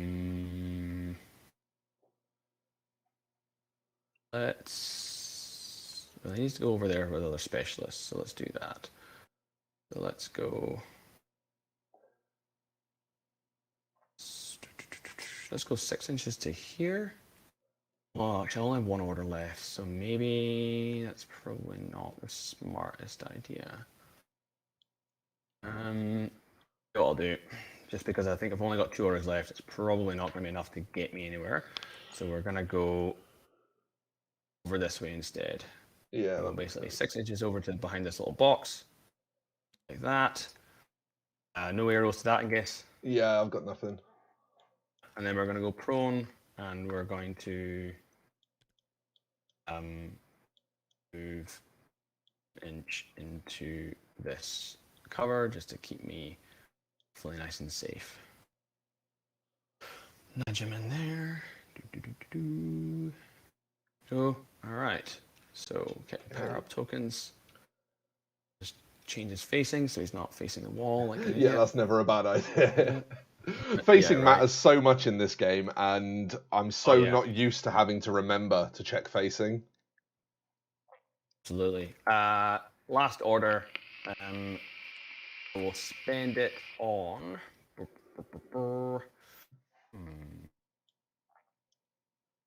Last order. We've already got the TR bot up. He's fairly happy. Our swarm is looking, Dr. Worm is looking fine.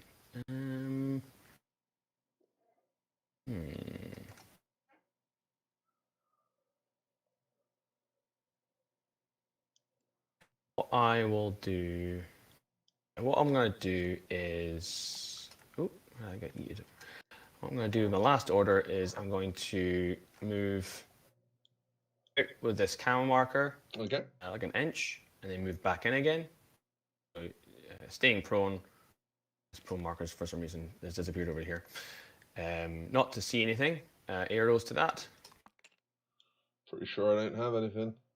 Yeah, I've got nothing. I've got nothing I can see. I will reveal and place a marker, which glitched into the floor. Nice. Yeah, just decided to not like doing that. Interesting. We seem to have chosen similar approaches to this mission. I've revealed as a shrouded hacker. So there, like that, and then that's it. My turn done. Okay. So let's flip this. Let's change this to state 2 for turn 2. And we're starting turn 2 with Yu Qing on 9 orders. In fact, I'm being a dummy because I can just do this. Okay, 9 orders. Might have to look at the TTS, but does not beat the real game. Yeah, Rasmus, I agree. Playing games in person is always the better option. But we've still got a lot of parts of the world that are going in and out of lockdowns. It can just be hard to find games when you play a less common game like Infinity.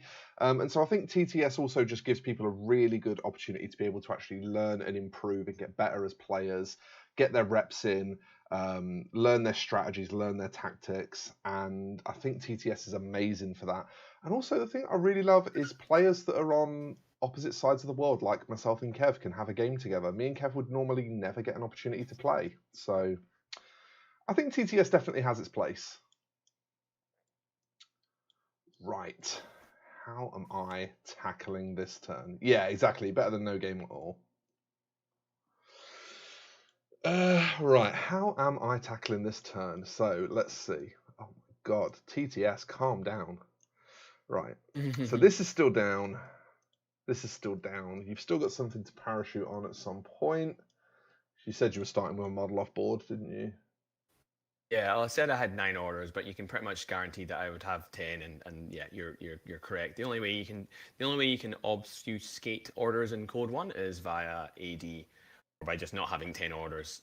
So yeah. There's only one AD option in Combined Army, so you can guess what that is. Yeah.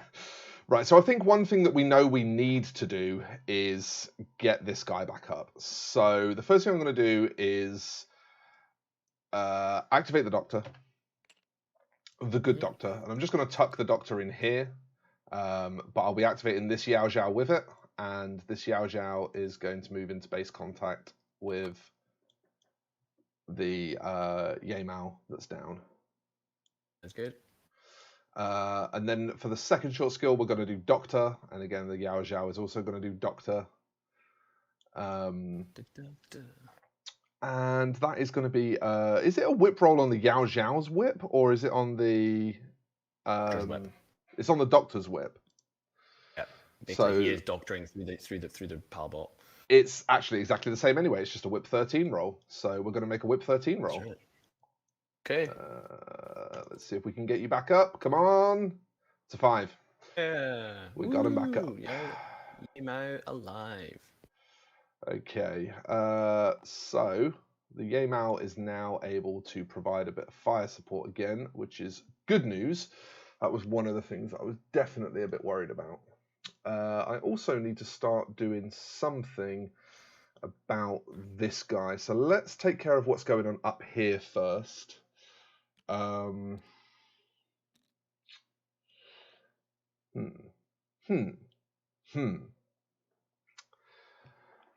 Is it the Yamals that have super jump? It is, isn't it? So where's my other Yamal? Yeah. Where did I put my other one? Is it over here? Yeah. It's pretty far away. Yeah.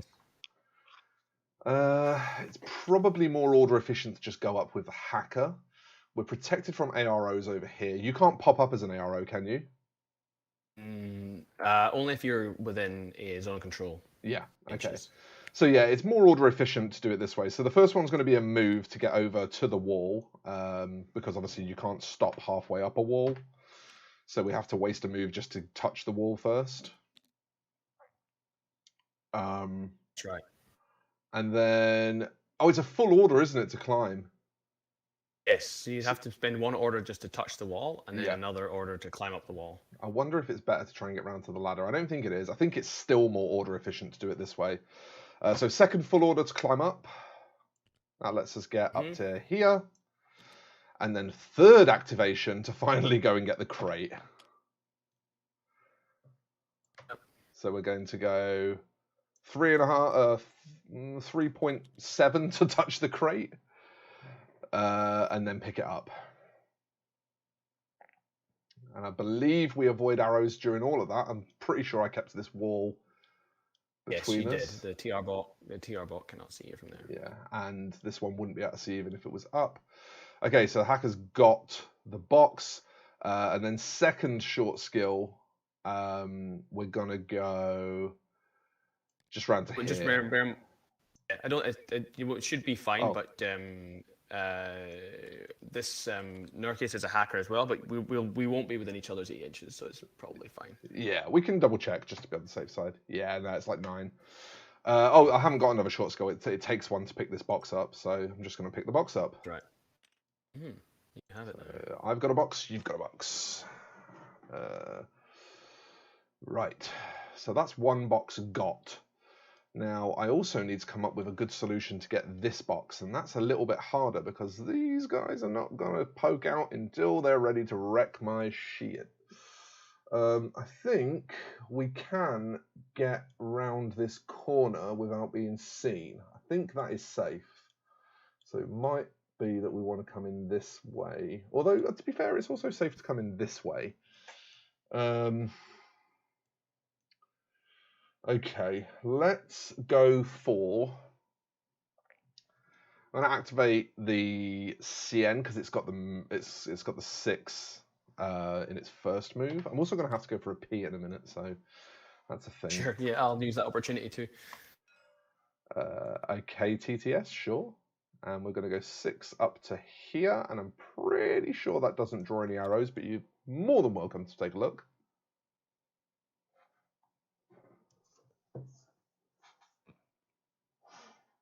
Right, I'm in luck. I did manage to pull a couple of local players out of the clutches of GW, but as an eternal expat, virtual games is part of my bread and butter. Yeah, exactly. If you live away from your country of origin, it becomes pretty normal for sure. I can imagine you probably have to play a lot of your games that way. Kev, any AROs to that first 6? No, Okay. I can't see anything. Nothing's up. So 2 up to get closer to the wall. That's the Cien. I think we also need to get the other Cien back in the fight. So that's going to be the next thing we concentrate on. You know that's my LT now, so I'll spend my LT order.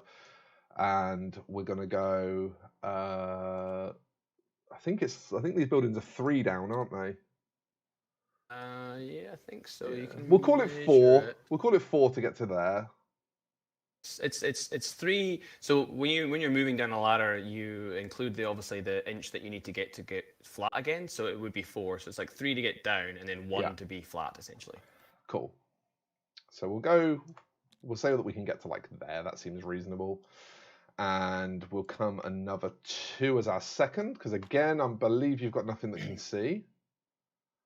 I don't think there's any arrows to work out through that. Yeah, let's put some guns on the job. And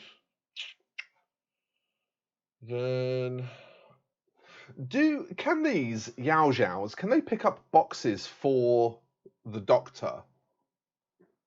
I can't remember. Not normally, because they're. Oh wait, do they? I would imagine says not. They can't accomplish specialist. They can't accomplish objectives that specialists can accomplish. So no. Yeah. They don't fulfill the specialist requirement. That's what I thought. Yeah, okay, sure that's right. Yeah. So I think we should probably be relying on the paramedic to be the unit that actually catches it then. But we'll see. We'll see. I think I need to secure it before I worry about bringing it back. But I just don't want the unit that's going to be bringing it back to end up too far away. So we'll spend another. And we're going to move... Yeah, I don't really want to risk the Yisheng because it's got the 2 peripherals attached to it. So we'll move this one. We're going to go 4 to here. No AROs? So we'll go another 4 up to here. Come on. There we go. Then we'll activate the Lieutenant Cien again. And we'll go 6 to, 5.5 to here. And then tuck in against this wall. Anything to that? Negative. Okay. So you are now going to be able to pop up and shoot him. So there's just no way I can put any cover between us. This is in the open. Someone's got to go for it. We'll activate the other Cien. I'm really not in much of a position to do much killing, though, which is not what I like. We'll go 6 across to here. And then, again, nothing. No, nothing can see you. Okay, so we'll go 2 just to tuck in against the wall again. Because that should give me silhouette blocking so that you can't just spank my lieutenant. Who? This CN should give me some silhouette blocking against my lieutenant. It should just... Should do. I mean, if I'm on an elevated position, I'll be able to see over you, but yeah. True, yeah. Right, and then for our last trick, the hacker is going to go up to the ladder. This is the last order. Hang on. Yeah. Hang on. Am I actually going up to the ladder? am I actually doing that? Because this TR bot will definitely see me and I won't get a chance to go prone. I think what I'm actually going to do is come back this way. You can go prone on a ladder, funnily enough, but That's you just weird. have. I think this is safer though. Yeah, it's just because ladders like treat vertical as horizontal, and because you can go prone on horizontal, then you can go prone on a ladder. Yeah, I think we're just going to end up over here. I think we just want to be as far away as possible. And I'm going to very quickly run for a wee now, but it is your turn. Okay, Doke, I'm going to do the same, and then I'll start my turn. Sure. Back in just a sec then, folks.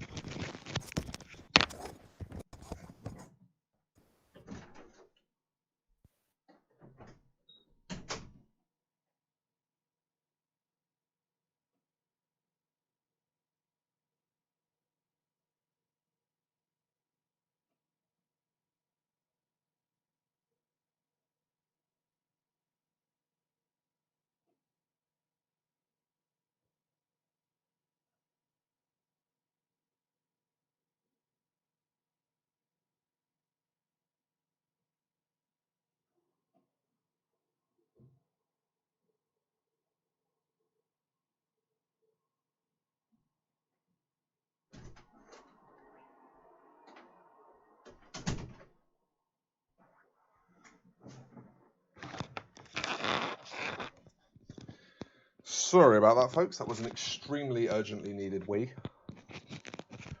Extremely urgently needed. Yeah, I don't think that this turn was very good for me. Kev has been very, very good at protecting his units, which is not letting me kill. We're currently at a draw, and I'm trying to force his hand now to start bringing some units out of cover to stop me just taking this. But the problem is that until I expose one of these specialists, either this one or this one, he has no incentive whatsoever to come out of prone and actually start challenging me. And these are two very strong units, so they're good. They're good at the protected game. That's the thing. They're good at that part, but Kev has absolutely no incentive to try and take them on at the moment. He glad I didn't bring the headset with me. I'm actually using two separates. I'm using a lavalier mic and wired headphones for better sound quality. So everything is actually wired to the PC. I can't take it with me. Right, Kev, what's happening? How dead am I?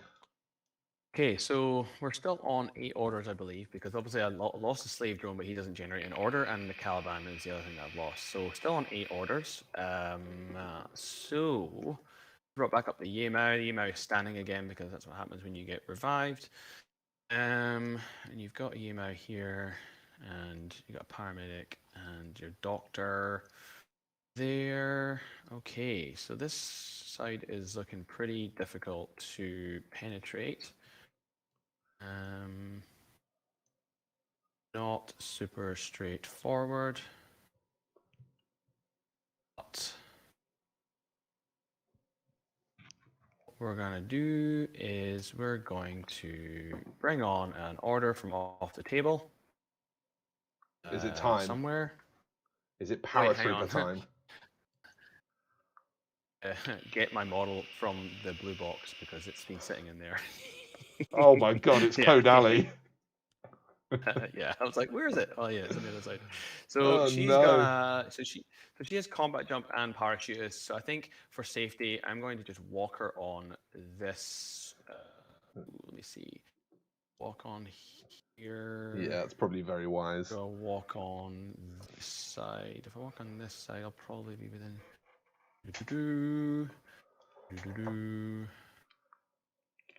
And that's no, we'll walk on this side here. So walk on this corner. She has arrived. Scene. It's scary time. She's very good. Yeah, so these guys up here can't see her, not because that building's in the way. So yeah, so she's going to spend her own order that's off the table to come on. There shouldn't be any arrows to that because 8 inches is like to here. Yeah, she's got plenty of space. So she's going to spend first order in that order. She's going to move an inch to here. Then move. Ooh, God. TTS, stop being a pain. Move. She was going to do that. Kodali, please. I know. Right. So move to there to see your Yemao. What would you like to do with your Yemao? I mean, I'm probably shooting. Always be shooting. Yeah. Always Yeah, be we're shooting. We're shooting. Yeah. She's So she has. She's got no She has a mimetism. so she's got MS3-2. That's what she does. Yeah. So yeah. she has a combat rifle, nanopulsar, heavy pistol +1 burst, and a BS-14 with MSV2. So she is going to be shooting your Yemao with with her combi rifle. Yeah, we will shoot back with a multi-rifle. Cool.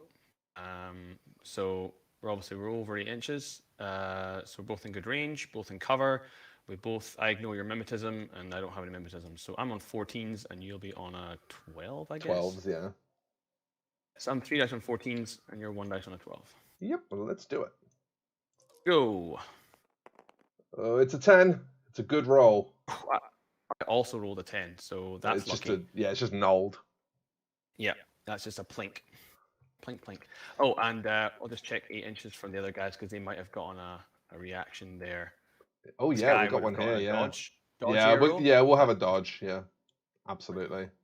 Because the Zanshi Yisheng is one of my many +1 dodge models, so that's actually really good.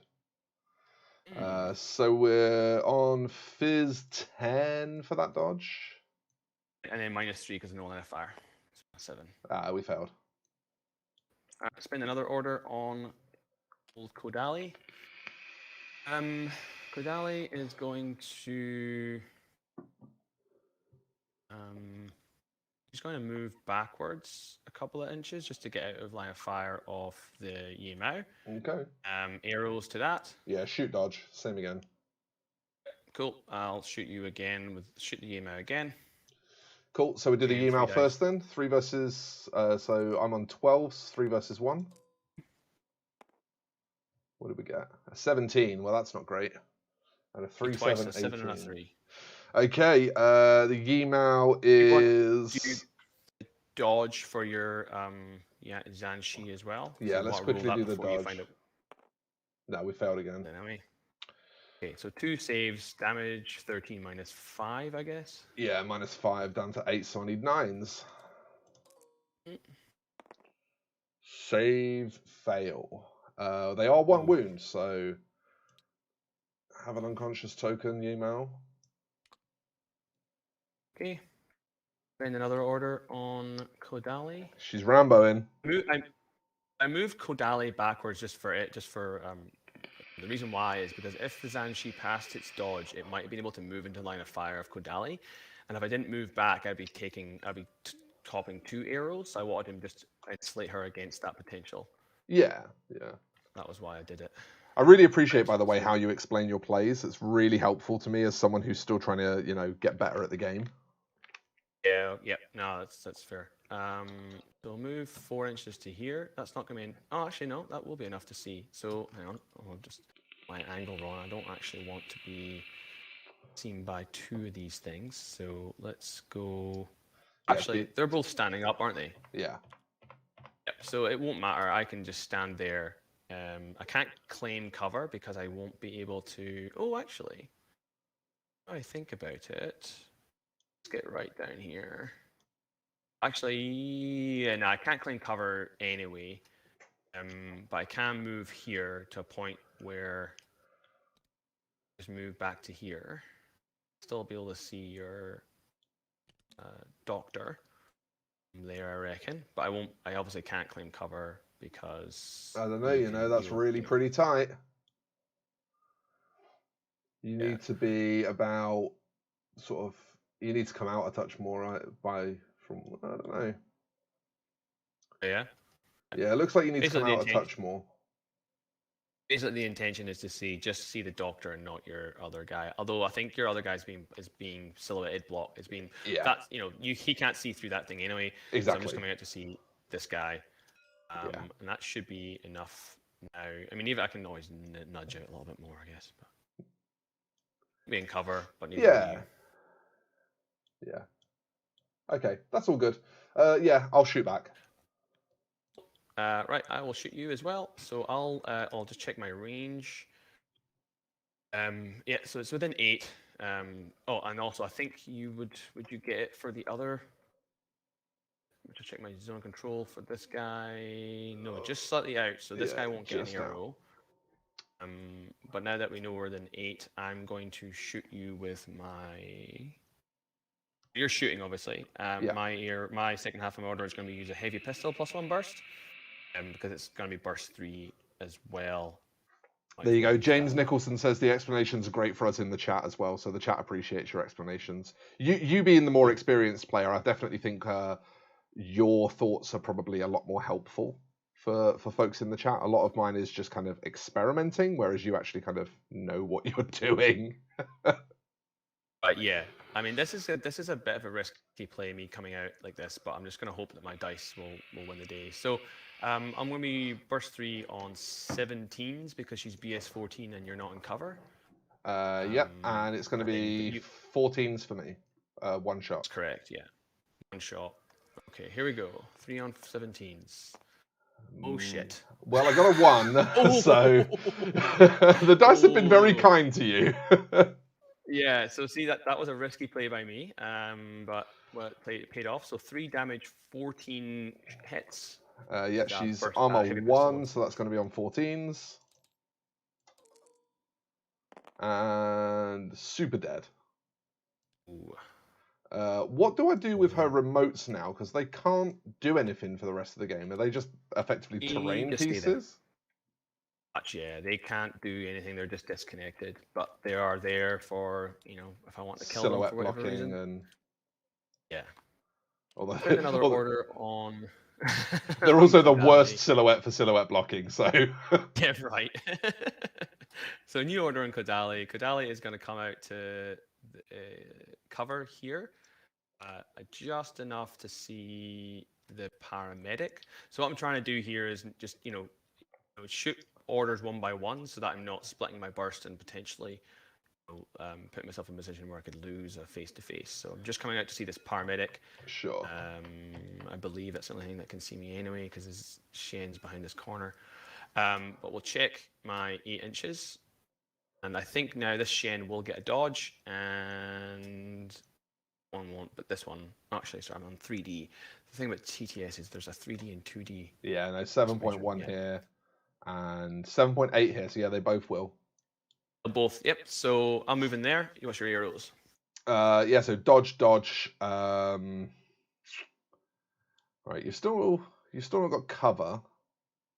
Well, I don't know. Would you? Yeah, I'll have cover. Yeah, because what I'll do is I'll move to a point, move like along here, and then edge out. So I'll move along here to touch cover, and then edge out. So I'm in cover the entire. At the moment where you can see me, I'll be in cover. Okay. So yeah, we're probably better dodging here. So we're going to just go dodge. Everybody's dodging. Dodge. Everybody's dodging, right? Now I'm assuming was this Sanshi supposed to be touching this piece of terrain here, or? I mean, yeah, I was trying to get in before when I moved up from here. I was trying to tuck in. That's what I thought. Yeah, there's collision mechanics that sometimes is a pain. So I'm going to shoot you with my burst 3 heavy pistol. So I'll be +3 for range, -3 for your cover. So I'll be 3 dice on 14s, and you're dodging on a. Where's your dodging on? Fizz 10. Ooh, crit on a 14. Oh, okay. Well, we can't dodge that anyway, because we're dodging on 10s. Unless you crit it. Crit it back, then it cancels. Yeah, no. Okay, so that's 4 hits on your guy, and then you can roll the dodges for your skins as well. Yeah, so they're both on Fizz 14. So the one nearest the doctor first. And -3 because of no line of fire. He crit, so he's fine. And the one furthest away. Passed. Okay, so this one is going to come 3 inches this way. Give you a bit What's really of a hard good about time. you, Jing, is a lot of their guys have +1 dodge, which is just Yeah. super tasty. What I want to do here is, actually, I don't know. Now that you've downed this model, you probably have no further in. You roll the roll the armor saves for her first, and then you can move those the Shiens. So the Yeah. order of play is like you'll find out if she dies, and then you can move those guys. Yeah. So 4 at what's the damage? Damage 14. So 3 for cover takes us to 11s. 1 for so we're at 11s. Super dead. Actually, No, not super dead. It was really close. Just unconscious. Yeah, but I've got no more doctors now to get her up, so I only brought 2 doctors with me, so she's staying there. She's effectively out of the game. So you have no further incentive to move in this direction now. This isn't doing anything because it's been muted. This is out of the game. This is out of the game. No, Kodali does only have 1 wound, and you know this guy could, because the Shiens have nanopulsars, so you could dodge, to here, and then if I decide to fight you again, then I'm going to be copping a template, which is not ideal for old Kodali. I mean, the thing is, even if you decide to move away, if I can get her in view, but I can't really get her in view because you said she's ending her movement like just peeking out, right, like this. Yeah, so she's actually in line with the building, so she's not even that far out. She was just far enough out because I don't want to expose too much of my silhouette to anything coming around the corner. Oh, sorry, not that much, but so enough. The thing is, I would have to dodge all the way past to here, really, which I can't get to. I can't dodge to here because with her being in line with the building, I won't see her when she activates, and she's got no more reason to move in this direction. She's only likely to now move in this direction. That's some good thinking. So it makes far more sense to dodge this way. I guess if you dodge with one person one way and the other way, then you're kind of covering both your angles. Because I could still come around here, and she does have Protheon, so I could go up here and just nom on this unconscious body and get myself up to 3 wounds. Want to. So I think what I'm going to do is dodge this direction, but face this way so that you don't have that option. So I'm going to face away. And then this guy that also made us dodge will come up, and the crates don't actually provide cover, do they? And these do until you pick them up, and then once they're gone, they're gone. We'll play it that way. Sometimes you just play them as a token on the ground, but because you've given them a physical object, we'll just say that they do until they get picked up. We can assume that you've just like opened the crate, and the crate's like IKEA flat pack furniture, and it's just falling apart. Yeah, that'll do. Okay, so yeah, we'll tuck in behind the crate. So you've got 4 orders left, so you could pop up here, but you'll have to eat an arrow from this guy. So if you pop up to try and shoot at this dude, you're going to have to eat an arrow here, which might not be desirable. Total reaction bot's actually too high up for its own good right now. It can't see past this building at all. So yeah, I think this is the way to play it.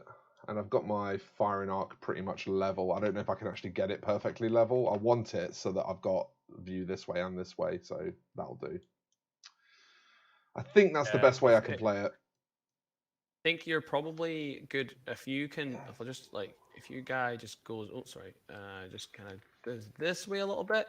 That means if I do come around this corner, you will definitely see me. Yeah. And then you can't cover that corner, but you've got a guy here, so you should be fine, and you'll probably hopefully dodge before that happens anyway. The only problem with this guy here is you might want to face him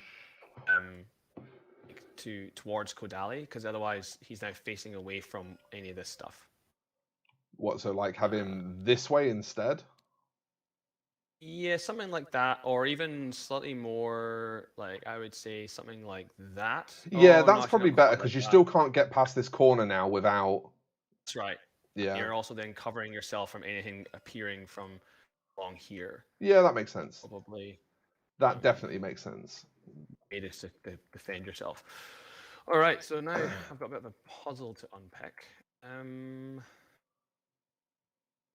Again, MSV2 with a multi-rifle. I mean, here's something fun. It's actually probably a little bit risky. We'll give it a crack. Right, I'm just going to do something a bit fun. So, in order, on this cam marker up here, marker is going to stand up, and it's going to basically just 3 inches down the building and end up. Okay. Wee. Arrows to that. So we've got line of sight from both of these, so we can make a couple of discos, can't we? Or dodges. Discovers, dodges, delays, whatever. If you discover with both of them, then I can just reveal and shoot one of them for free. Both of them for free. You could discover with one and then delay with the other. Yeah, we'll discover with this one, delay with this one. Okie dokie. So I'll just want to check my 8-inch range for a sec. It's 10. Yeah, okay, 8. Right, so I'm going to carry on moving, and I'm going to move in this direction. Oh, what happened there? Something weird. Did it do that?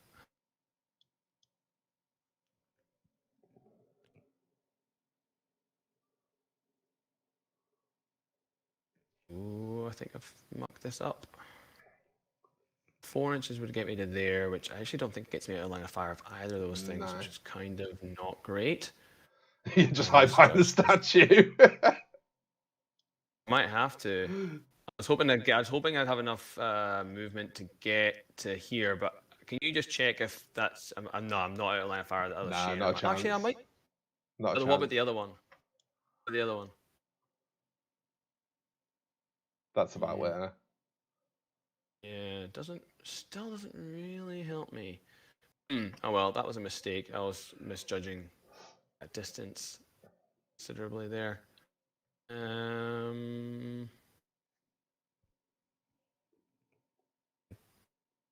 Guess we could go to there. Okay. Yeah, it doesn't. I don't think it quite shields me from. So shields me. It might shield me from this guy, maybe. I think I've probably still got my 3mm. Yeah. No, I think you probably do. I've just stuffed that one up. So what did you decide to do in the end? Right. So this guy called Disco, this guy called Delay. So I believe what I can now do is, if I'm not mistaken, I believe I can call shoot with this guy, but it only works if this guy's disco is successful. Is that right? No, that's not correct. No. Okay. You cannot. If I have not revealed myself, you cannot shoot me. Right, but this guy's disco was declared in response to your first short skill, right? Correct. So does this not become discovered, or before this guy, because he delayed, does this guy not then potentially become discovered before he has to choose his second one, or does he have to choose it? Well, okay. So what happens is you delayed. Which means you're waiting for me to reveal myself to do anything. Because I haven't revealed myself, that delay is now an idle, so you do nothing. Okay. And then that discover is still a discover. Sure. Also, you're not ever discovered you're not ever revealed as a model until the resolution step of the order. So it's not possible to actually shoot a model in that way. With a camp marker in that way. Makes sense. Yeah, makes sense. So it basically just gives a camera marker the ability to move in any direction without being discovered. Without being revealed. For a camera marker, without being revealed. Yes, yeah. Without being shot at, basically. Yeah, makes sense. So this is going to be a disco at 0, whip 14 model. I've got MSV2, so it's just going to be a straight. Straight 14. Yeah, straight 14. So hopefully this works. Come on. Yeah, we got him. Okay, cool. All right. Well, that was a terrible idea. But never mind. It's a shredded hacker. Okay. You can't have the box. I was hoping to get across here out of line of fire into here, and then be able to potentially start hacking you. But the distance was not correct, so it didn't happen. So never mind. Right. 3 orders left. I've got one on my lieutenant as well. It'd be worthwhile me pushing this guy up, actually.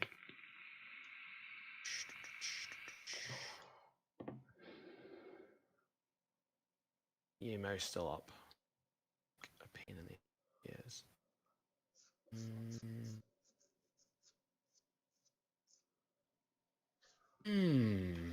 Okay. All right, let's just keep going with Kodali then. I'm trying to be tricksy. Back to plan A. So, back to plan A, exactly. So Kodali is going to... Can't actually get where I want to get to.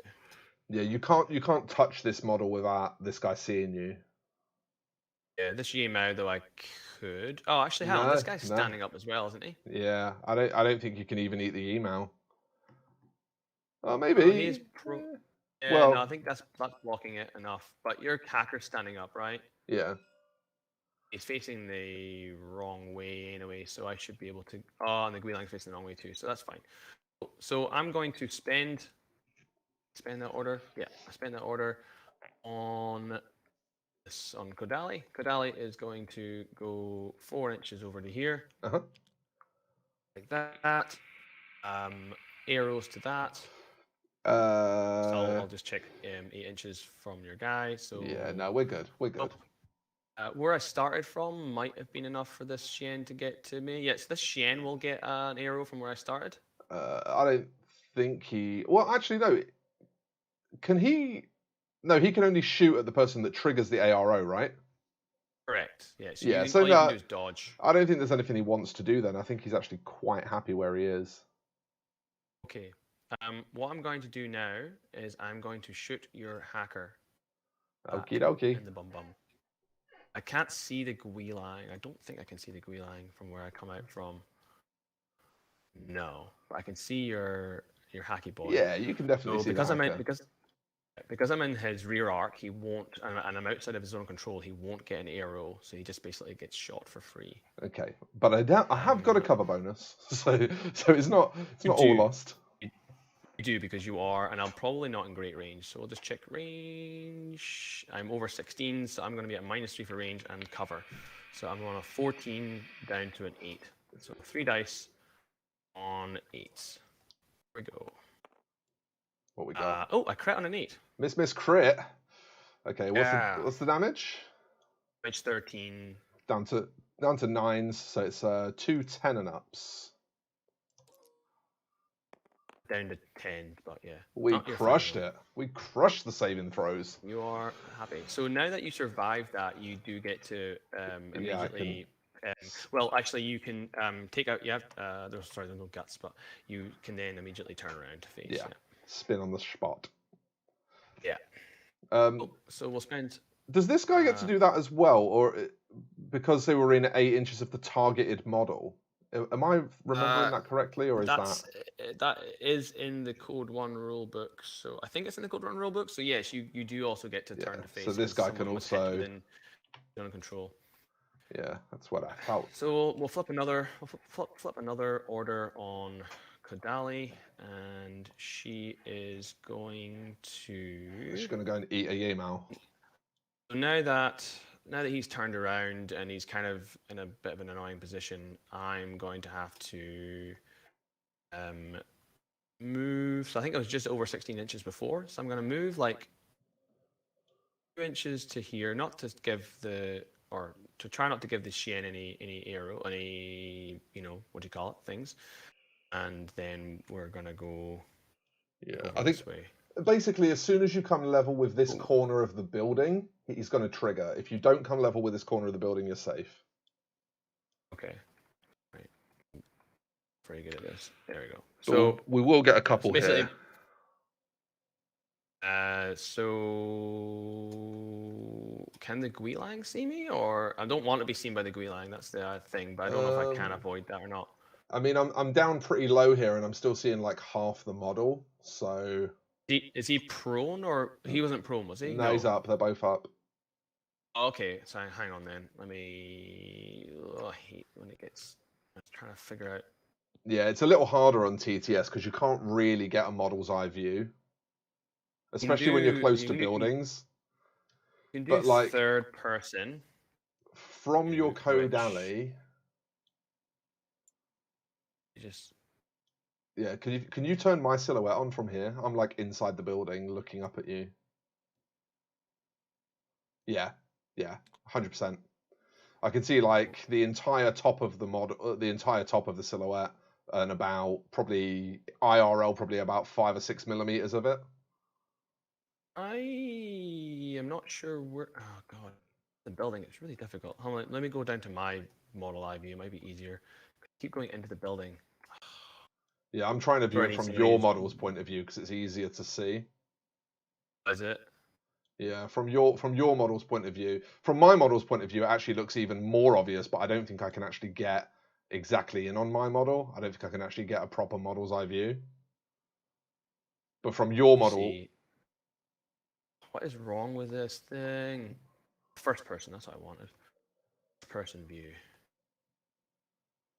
Right.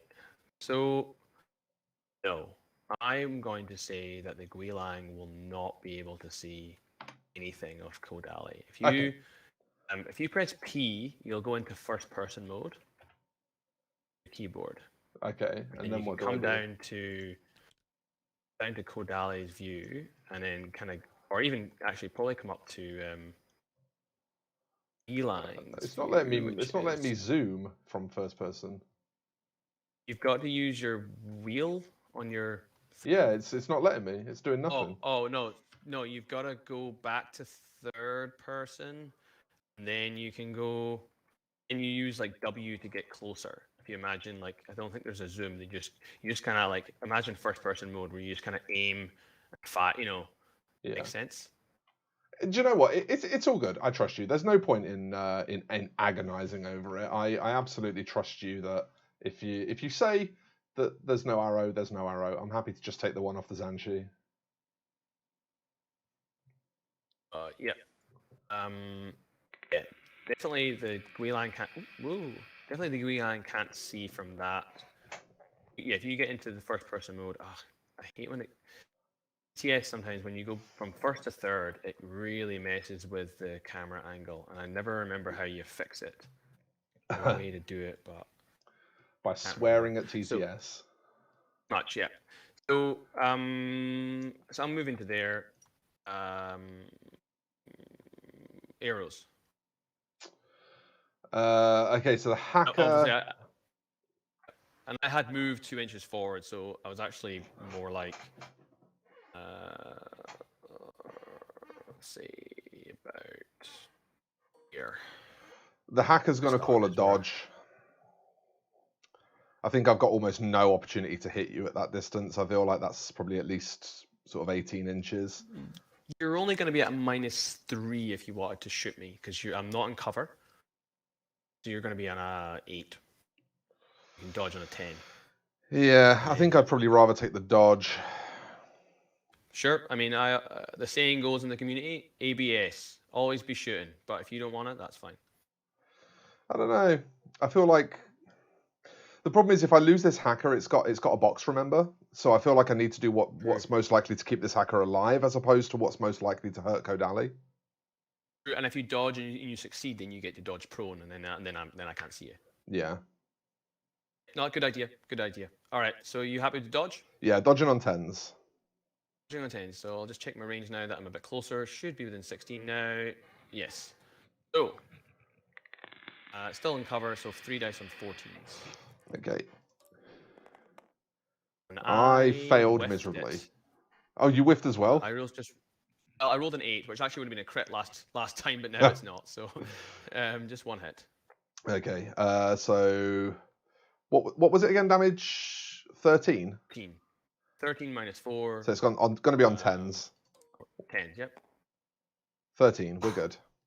life. Please stay alive, Aye. hacker. Right. Last order. Well, I kind of want to be munching on a emo, but I have to deal with this silly thing. Are there supposed to be 2 code alleys here? Yeah, I just copied one so that I could get the range right from where I moved to, and then I moved back. Well, there's not really any point me trying to do this. So, last order. I should have probably moved her a bit more there. That's all right. We'll move.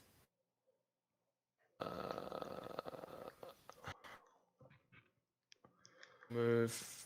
I don't.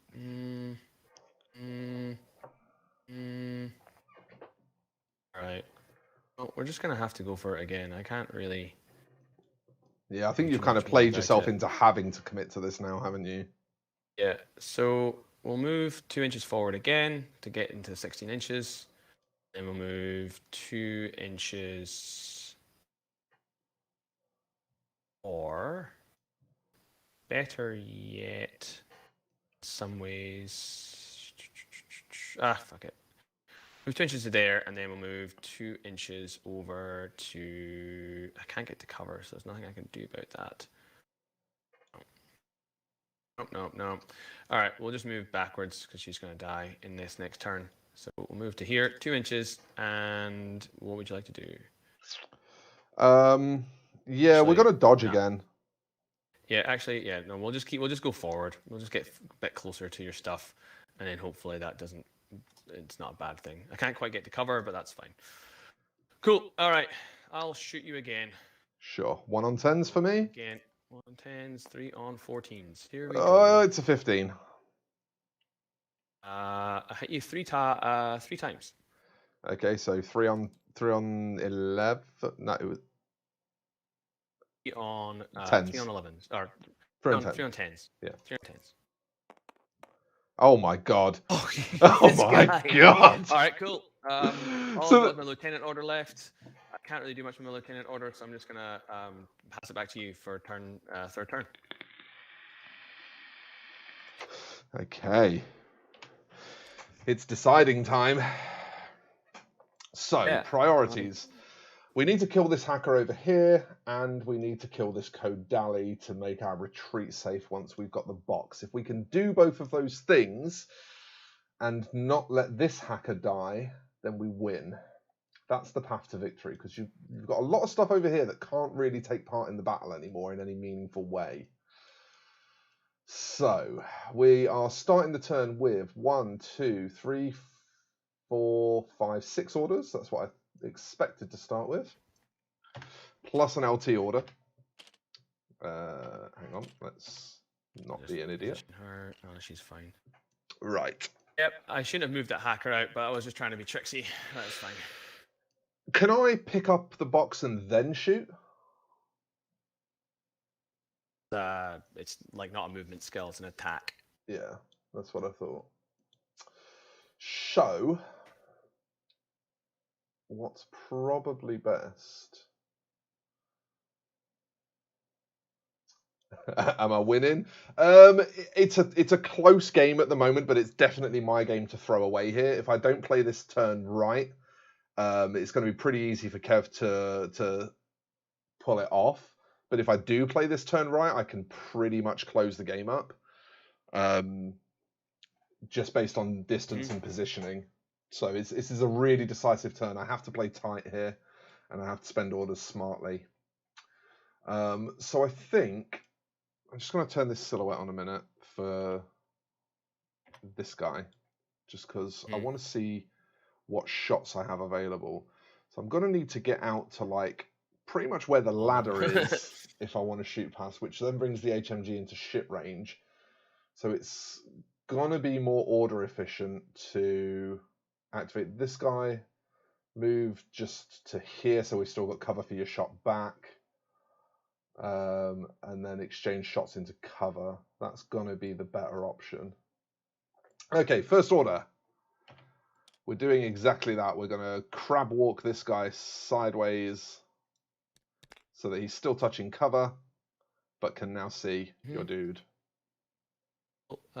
Shrouded is obviously going to be over 8 inches. Kodali should be within 8. Oh, bad at this. So Kodali is going to dodge, and Shrouded is going to also dodge, I guess. Okay. Yep. So Cien's BS 14. Multi-rifle is... we're going to be at +3 range because it's up to 16. And we're at 3 shots with AP. Although I don't think that AP is going to matter again. It's not going to matter, no. But just +3, -3. So, yeah. Just at 14s then. So 3 at 14s. Yeah, and 1 on a 12. Nope. Okay. Be good to me. 5, 5, 15. What did you roll? Roll an 8. Oh, you lucky sod. Okay. So he's now going to go prone and just tuck himself into this, like kind of bit more central, so his base isn't sticking out like it was before. It becomes a further -3 to hit him if he's prone. No, but you're not going to be able to see him now without like getting into the vision on this thing. Is annoying. Whoa! Don't do that. Not too much. Okay. I'm just trying to line up this dodge right. No, I don't want to be seen that way. I don't think I can really protect myself fully.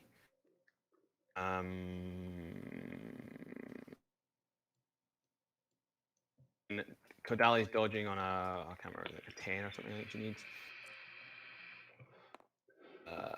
Failed, so never mind. All right, cool. So that's that, and then obviously the Shroud is now prone. Cool.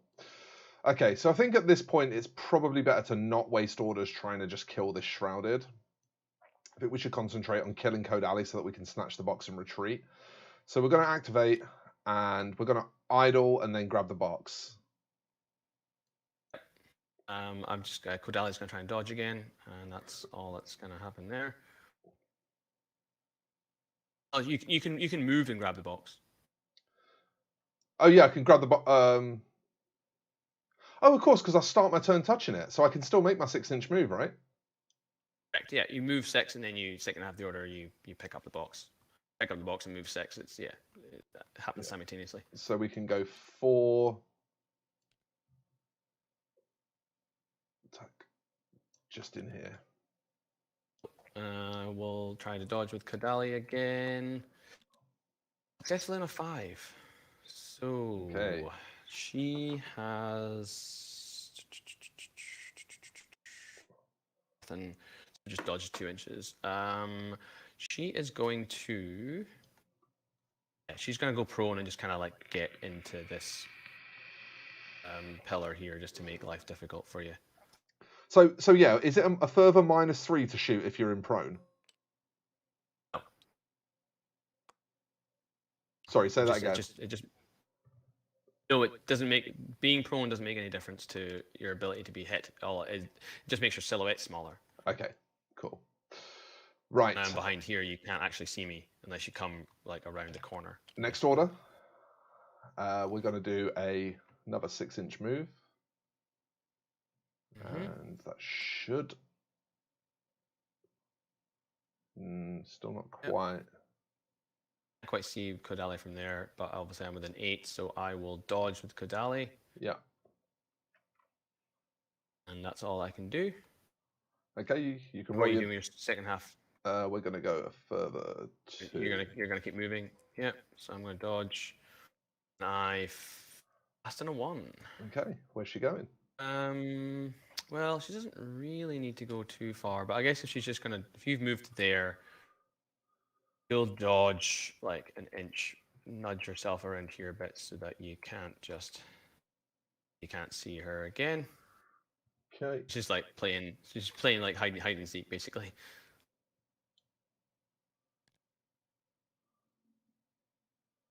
Right, next order. Move again. We go running away. 5 to here, 1 to just tuck in on this corner. And I want to get my positioning right on this corner because I want to be able to see her if she decides to move out. So yeah, we're peeking now. So if she decides to move out, we can see her. I'm just gonna dodge again. There's no real need. I'm pretty much obscured anyway, so I'll just stay where I am. But I'll dodge anyway, just in case. And what's your second half? Idle. Well, I suppose we're gonna tuck in. Failed my dodge anyway, so it's fine. Yeah. Okay. Next order. Mm-hmm. This Xian. Come on, behave. To here. Mm-hmm. I don't think I can see you, so dodging still. Okay. Second half to here. So I'll try to dodge. Dodge. Failed on a 20. Okay. No more further movement. Okay, next, in fact, I'm not going to spend this normal order. I'm going to spend this LT order just in case we can get it done in this order. Yeah, good idea. Because then I'll have an order that I can spend on my hacker then. I want to be as far away as possible, but I don't think I can get outside of 8. Might just be outside of 8. I don't think it is. Oh, it is. It is. Hang on. It's fucking bang on 8. In the middle of the base, yeah. So within 8 there. Hang on. Because I can instead come to here, which might get me out. That might get me outside of 8.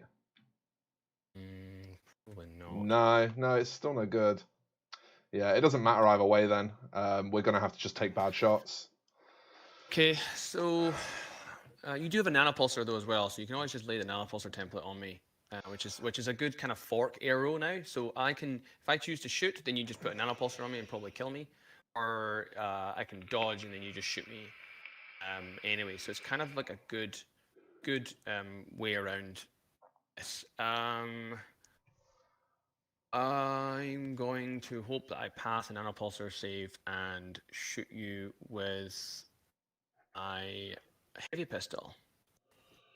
So, hang on. What is Kodali's BTS, first of all?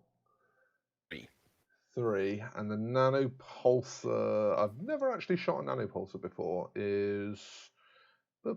Damage 13. Damage 13, burst 1. So you're going to be saving on 11s versus the pulsar. Or you could just try to face-to-face me with your even your pistol. You would be all right, and burst 2 within 8. I'm actually wondering if the HMG is even that bad, because the HMG is still at its 0 range. It's not at its -3 range. Oh no, it is. It will be -3 range. Yeah, it is. Yeah, because you're on 11s. Yeah, you'd be 4 dice on 11s versus my 1 on a 17. Yeah, that's what I'm scared of. Is just how high you're able to just cancel all my hits if you get a good roll. That's where it becomes a bit tricky. So it's what gives the best chance of killing her. The nanopulsar, she's just going to be straight forced to 1 save on a 10. Hang on, is it 1 save on a 10 or is it 1 save on an 11? It's 1 save on an 11. No, she's got 1 armor, yeah, so it's going to be straight to 1 save on a 10. So the nanopulsar will be straight to 1 save on a 10. The pistol in burst mode would be 2 on 10s, 2 saves on 10s. No, yeah, the pistol is damaged. The pistol you'll be shooting 2 dice on 17s. Yeah, 17s to hit, and you'll be saving on 10s. Yeah. So the pistol might actually be the nanopulsar is a guaranteed hit, but it's a 50-50. Whereas the pistol is like an 80-ish% hit with 2 dice, and the save is still a 50-50, but we've got a better chance of forcing 2 saves. I think on odds the pistol's better.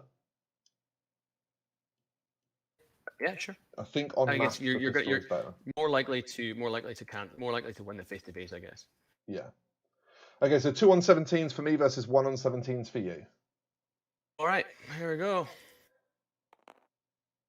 1 hit, and your dodge was better.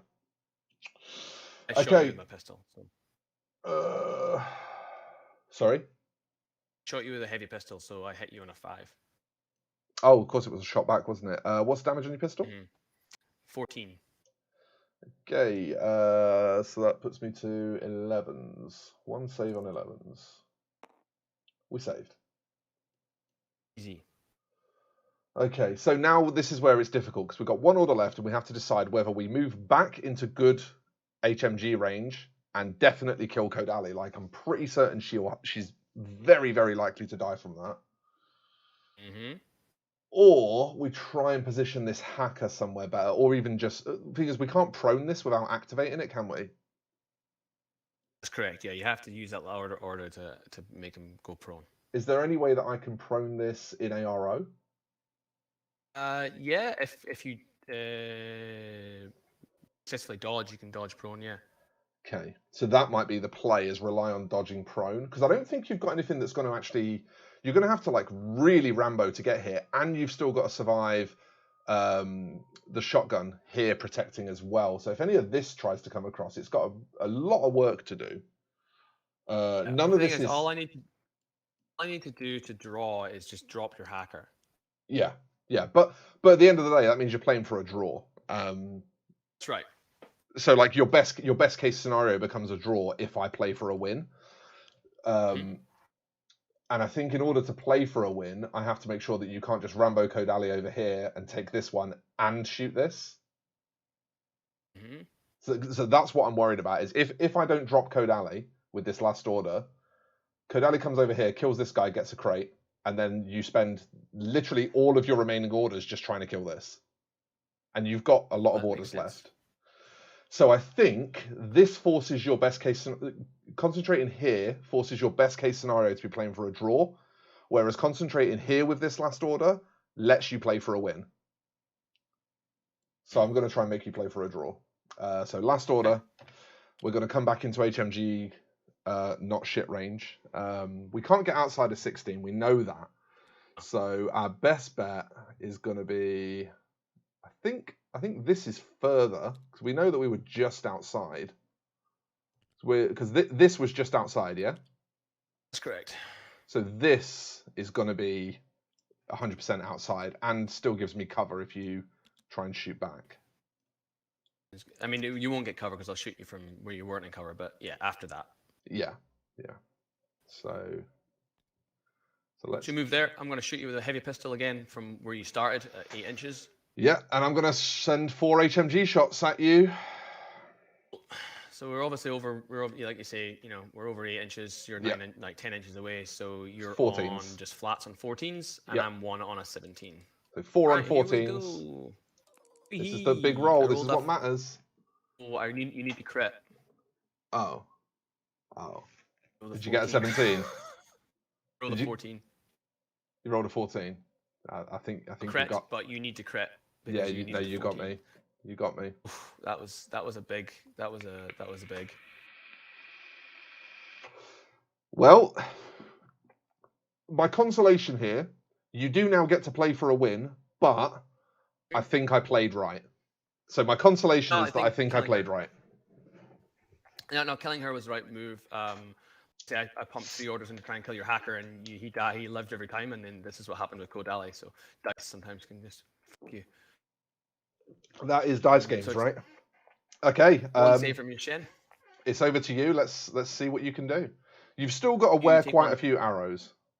1 save on your Shen. Oh yeah, sorry, my bad. That's definitely a fail. So the Shen's got a wound. 1 wound. Okay, so I now have 9 orders because I had 8 before, and then Kodali's come on, and she's surprisingly still alive. Dice. So 9 orders. And yeah, I have got my work cut for me here. So this is going to be interesting. Yep. You've got to play for 2 very specific kills here. Yeah. So...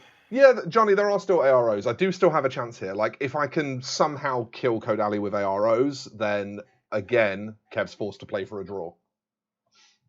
That is correct. Can I force you to drop... that box? This is... and I've positioned in such a way that he can't activate Kodali without eating an ARO from both Ciens as well. Mm.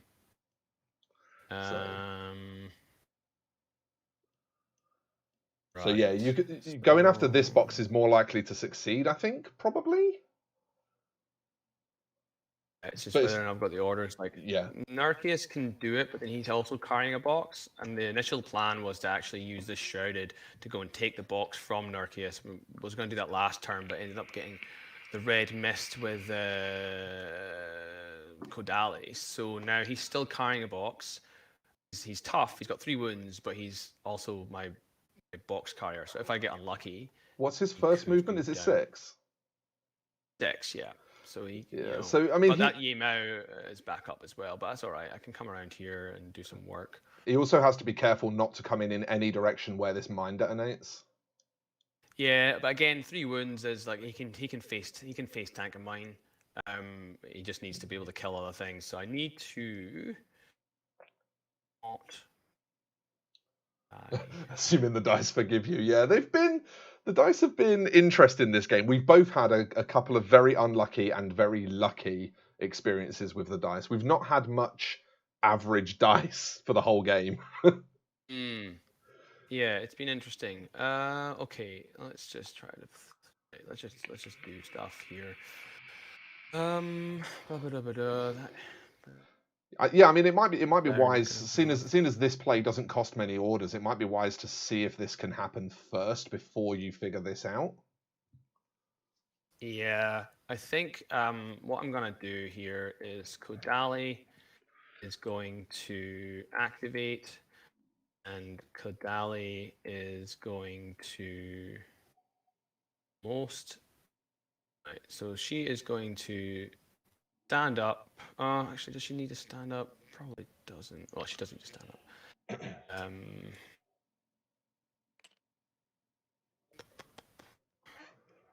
She's going to go down in a hail of glory.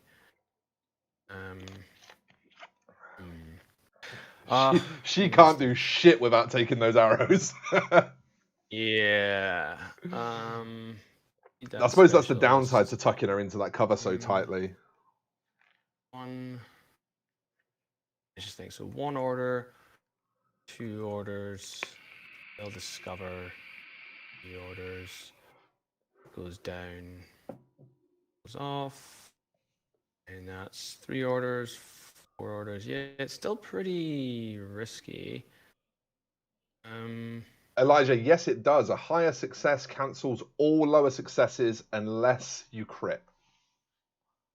Because crits can't be cancelled, right? Well, unless by another crit. Yeah, only a crit cancels a crit, yeah. That's right. All right. Okay. Hey, Trent, good to see you in the chat, buddy. 1 order there. That's Antipodean Bolt from your Discord. Oh, hey, Trent. Yeah. All right, cool. I'm going to spend this order first of all. And I'm going to be... Oh, hang on. Guy can... No, actually, I can't do that because that Shen is still hanging out. Oh, yeah. Yeah, I made sure I was tight on the positioning here. We've got this angle well covered. It's not... Oh, actually, to be honest, yeah, no, I can just climb. I can climb up there, and that'll keep me... Yeah, okay, so I'm going to actually activate this M-drone first. Okay. Using a whole order, this M-drone is going... Oh, actually, do I need... Wait, why do I need to do this? Yeah, stuff. Let's just do it anyway. So this M-drone is going to use a whole order to climb. So 3 inches up, then basically climb. Actually, technically, I can jump. It'll equate to the same thing. So yes, M-drone is going to whole order climb. Okay. Do you want to pop your silhouette on while you're doing it? I'm already checking. I don't think anything can see anyway. Yeah, it's pretty likely not. Oh, if you stick into this half of the building, you're absolutely fine. It's only if you get in line with this ladder where you might. So that's what I was initially going to do because it was going to do a single short skill, but I can't do that without drawing line of fire to this Shen, so I'm going to do a whole order and do it instead. I do love the idea of this spider robot climbing the ladder. The ladder. I'm going to spin a second order now, and I'm Okay. going to move this M drone. Is both the Guilang and that hacker both standing? Yeah, they're both on their feet. Okay. So moving moving. I'll tell you what, that's something I'd like to see for this TTS mod. I'd like to see third states added so that you can just prone with a state instead. Oh yeah. There's no reason for it to not Yeah, be that way. No, not really. So this M drone's gonna move to here to see the Guilang. What does the Guilang want to do? Okay, so you're giving me a look. I mean, which one is this? This is the missile, isn't it? Oh, this is just a combi rifle. Oh, it's just the combi rifle. Do we hit mode? Do we shotgun hit mode? Rifle specialist. So I'll be getting you out of cover because we're both on the same height. But you obviously have mimetism, so I'll be +3, -3. Yeah, and my shotgun is not going to be at good range. BSG in hit mode. I think I'll be at my 0 range. That's got to be less than 16. Yep, it'll be zeros, being -3 for cover. So yeah, so this guy also carries around with him a nano screen, so he is always in cover. Yeah, Kind of cool. so it'd be 8s for me. And what would it be for you? 11s. 11s. It's probably better to just dodge on my Fizz 12. Sure. Yeah, we'll dodge. We're dodge +1 inches as well, so we can come over and support here. Dodge on. So I'm shooting you on 3 dice on 11s, and I'm dodging with 1 11. 12. Yep. I got a 7, so I kill your 6. My 8. Your 8 goes 8 through. beats you. Yeah. Damage 13. So minus 1 for or 1. Yeah, so we're on 13s. Come on. Armor 1. So yeah. Ooh. Naughty boy. Naughty boy. Okay. Well, I'm not really too confident about this. I'm really trying to see this bloody hacker, but I actually don't think I can because your Guilang's covering. See, go back into first person mode so I can just make sure that I'm not. Ooh, come on. There we go.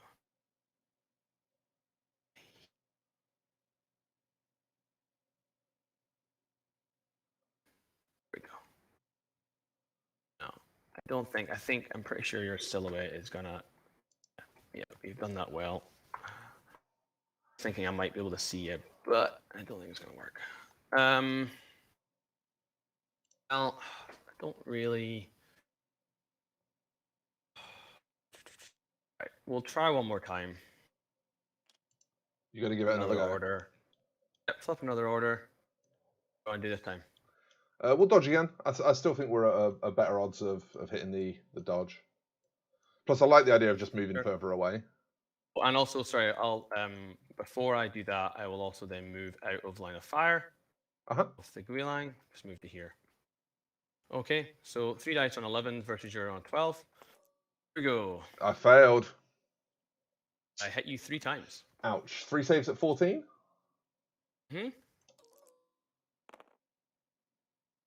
Nah, we're dead. Okay, he is Itsuki. Right then. Here we go. So, sending a lieutenant order. Oh, I didn't flip it before. I'll flip it again. The Nerkius, I'm pretty sure if he stands up at you, I can't see him anyway because he's behind the crate. Yeah. So yeah, he's good. He's good. Is going to activate, and he's going to move 2 inches to here, and 4 inches to here. Okay. And second half of the order is he's just gonna, I don't know, move another inch to there. Yep, have a party, friend. Have a party. How many orders you got left? Okay, you've got 6 left to get it done. A new order. And Nerkius is going to now super jump. Yep. On top of this building. So basically, it's a 3-inch or 4-inch high building. I can't remember how high it is. 3. We checked these before. Did you check these ones? Oh no, yeah, these are the 4s. Yeah, these are the 4s. One's 4, so it's 4 to get up, and then basically he's gonna then super jump like an inch. I'll basically end up here. Yeah. I is this gonna death? 9, actually, isn't hang it? The on. little template. Wait, hang on. Before I do that, let me just check and see what the Shane can see. Because I think you might be able to see me. Oh yeah, I think you're right. Yeah. So let's just rewind that. Yeah. I don't think you want to be in the mine and some HMG arrow and an arrow from the Zanshi. That sounds like a lot. I mean, yeah, I don't want to be. So what we'll do is. No, that's fine. Yep. So what we'll do, I'm gonna move another 3.5 inches to there. Yep. And then do nothing. Okay. And new order. Yep. 4 left. Now I'm gonna go up here. And I protect that now. That now shields me from the Shen. Yeah, but using this cover. Does it expose you to this one though? Don't think so, but we'll just check. I'll pop my silly on for you.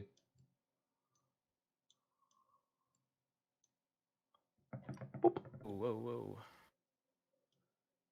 So if your opponent gets higher than your success level, you basically need to crit to beat the roll. Yeah, exactly. What we're saying. It's much easier to check it from your side. Yeah, let me just see. Nah, there's no way. Yeah, there's I no agree. Way that you can see each other. I agree. Cool. So what does your hacker want to do? That's a good question. Just looks taller because he's like that floating model that CB released that's really tall. That's why he just looks like he's taller than he is. So hackers are hackable, right? Correct. So I'll just check my zone of control. We're outside of 8 anyway, so you can't hack me. Okay. I can't hack you, so. Okay. We know this mine goes off. That's obvious. Yeah, we know that. If I dodge, can I go this way and just make myself fall down? No.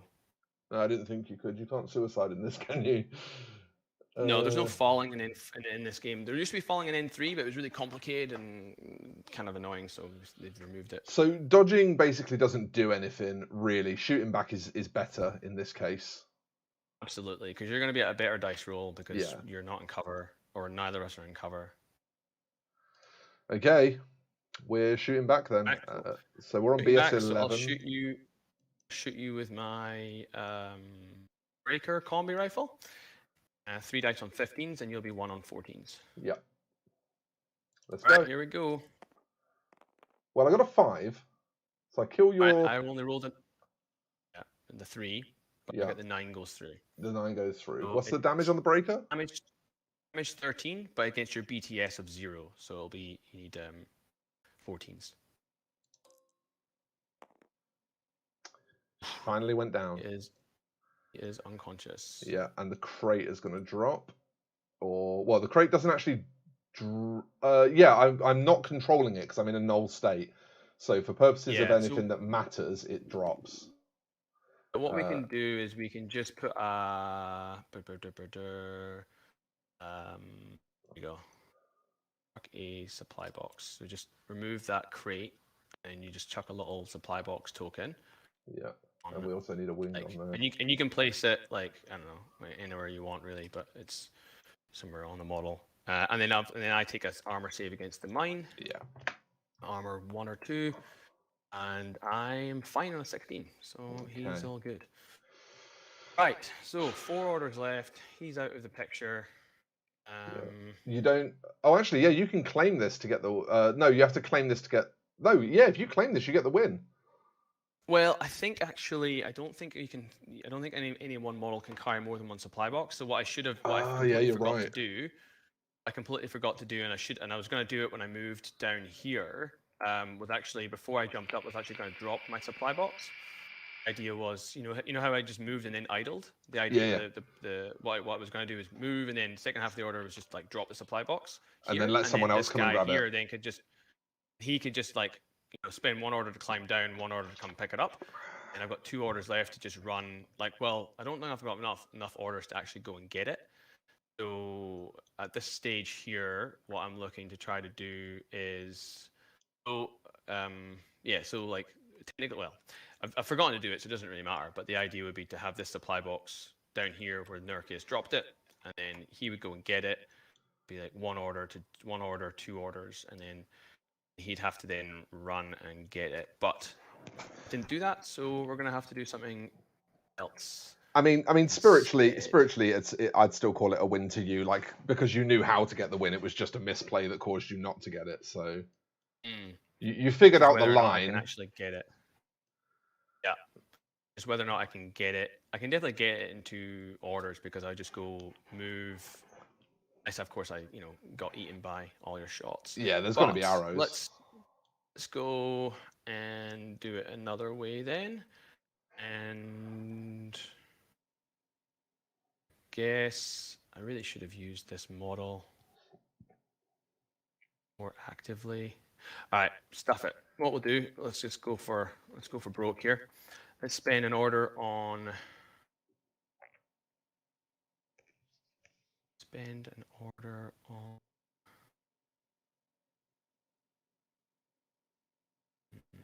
I want to go that way.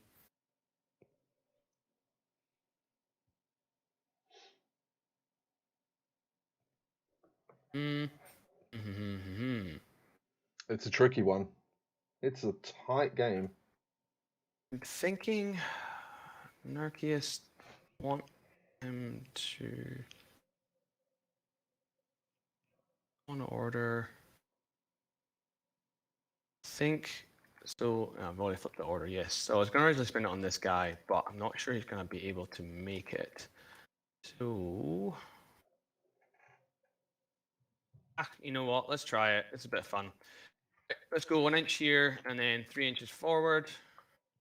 Here. He's supposed to fall over like that. What does this guy want to do? Oh, sorry, that's your man. Yeah, that's not even. This one's KO'd. Oh, he's all the way over there. Oh, okay. No, never mind then. Sorry, I was thinking that was the guy that was up. So in that case, let's not go that way. Change your plan. Let's go. Yeah, I was looking at the wrong model. So let's move 2 inches this way or 2.5 inches this way, and actually, hang on. Let me just really, because this is important. If I go 1, 2, 1, 2. No, we'll carry on going this way anyway. We'll just go back to where we were first up. Okay. Right, so we'll move to here. No arrows there. We'll carry on moving.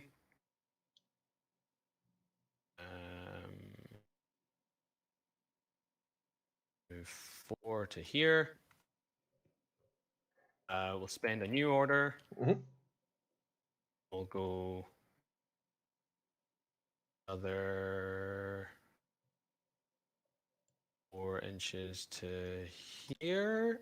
It's not quite dark. It's just not quite the right angles. Never mind. What, are you trying to do some sniping to make this guy drop his box? Basically, yeah. Yeah. It's not going to work. So, hang on.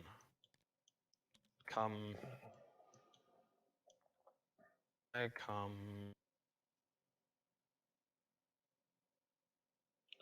Yeah, I think come from? Code Alley Rush might have been from your best chance. Yeah, he's not likely to kill us Shane in 1 order though.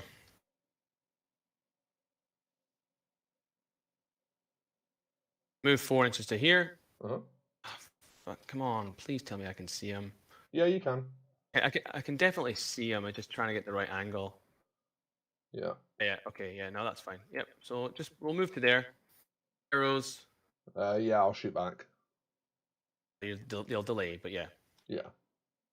Obviously, you're going to shoot back. All right. So I'm going to reveal a Noctifer Spitfire. They're within range, but whatever. And oh no! All right. The whole board just died. Weird there. Board just died. Yeah. Do you know what? It's the end of the last turn. Just go back. And I must have pressed. I don't know what the hell I pressed, but. Oh yeah, no, it didn't break anything. No. No, Okay. it didn't break I don't know anything. what happened there. All you've lost is, I think his.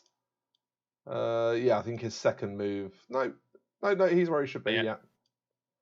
Yep. So reveal, and I'll try and shoot you with a Spitfire. Yeah, and I'll try and shoot you with the multi-rifle at very long range.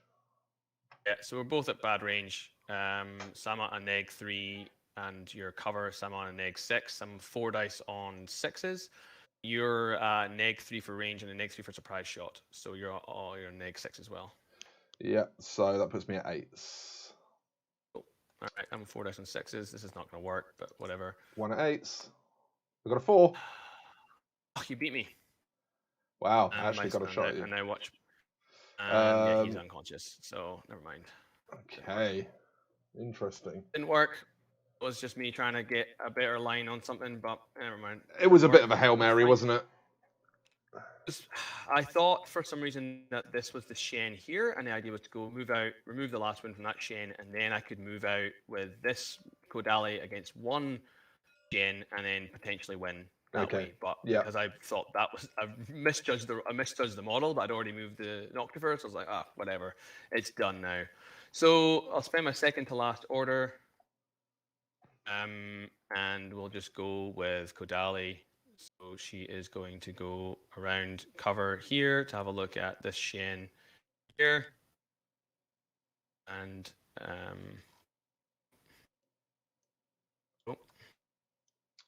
yeah, well, we're gonna there, obviously. Please. We're gonna. Come on, mate. Do what you're so told. Get in there. Arrow with both Xians. This one sees at the start of the move. Yeah. One shot into the HMG and one shot into the shots into the one hole in the box. Okay. Which one do you want to do first? At this point here, 2 inches. Yeah. So, sorry, she's still prone. Moving out of line of fire of this Shen HMG. Yeah. Obviously started in line of fire. Yeah. I still got to take the shot. Yep. So. Yeah, so 2 shots and 1 shot. So we'll do the face-to-face against the one holding the box. Okay. So we are both in good range. I think I'm over 8. I am, so combi rifle. 2 dice on 14s versus your 1 on 14s. 1 on 17s for me. I'm in cover, so it'll be 14s. I missed both shots anyway. Oh, okay. I also missed. Okay, and then the 1 on the HMG. I think I started in cover with that one, so both on 14s again. 14s versus. And what are you using? A HMG? So you've been on a. Oh yeah, I've been on 11. Sorry, so I missed anyway. 11, yeah, and then 1 dice on a 14. I hit on a 12, damage 13, and your armor 7 in cover. Yeah, armor 7 in cover, so 8s. Yep, still up. Happy days, and then final order. We'll try Kodali again. This is not going to work, but whatever. Kodali on your Shen idle. Yeah, ARO shoot. Cool. I'll shoot you back with my combi rifle. Cool. 3 dice on 14s, and you're also on 14. I got a best is an 8. 6. Sorry. All right. I got a 7 and an 8. So if you fail both these saves, then I win. If you pass one of them, then you're fine.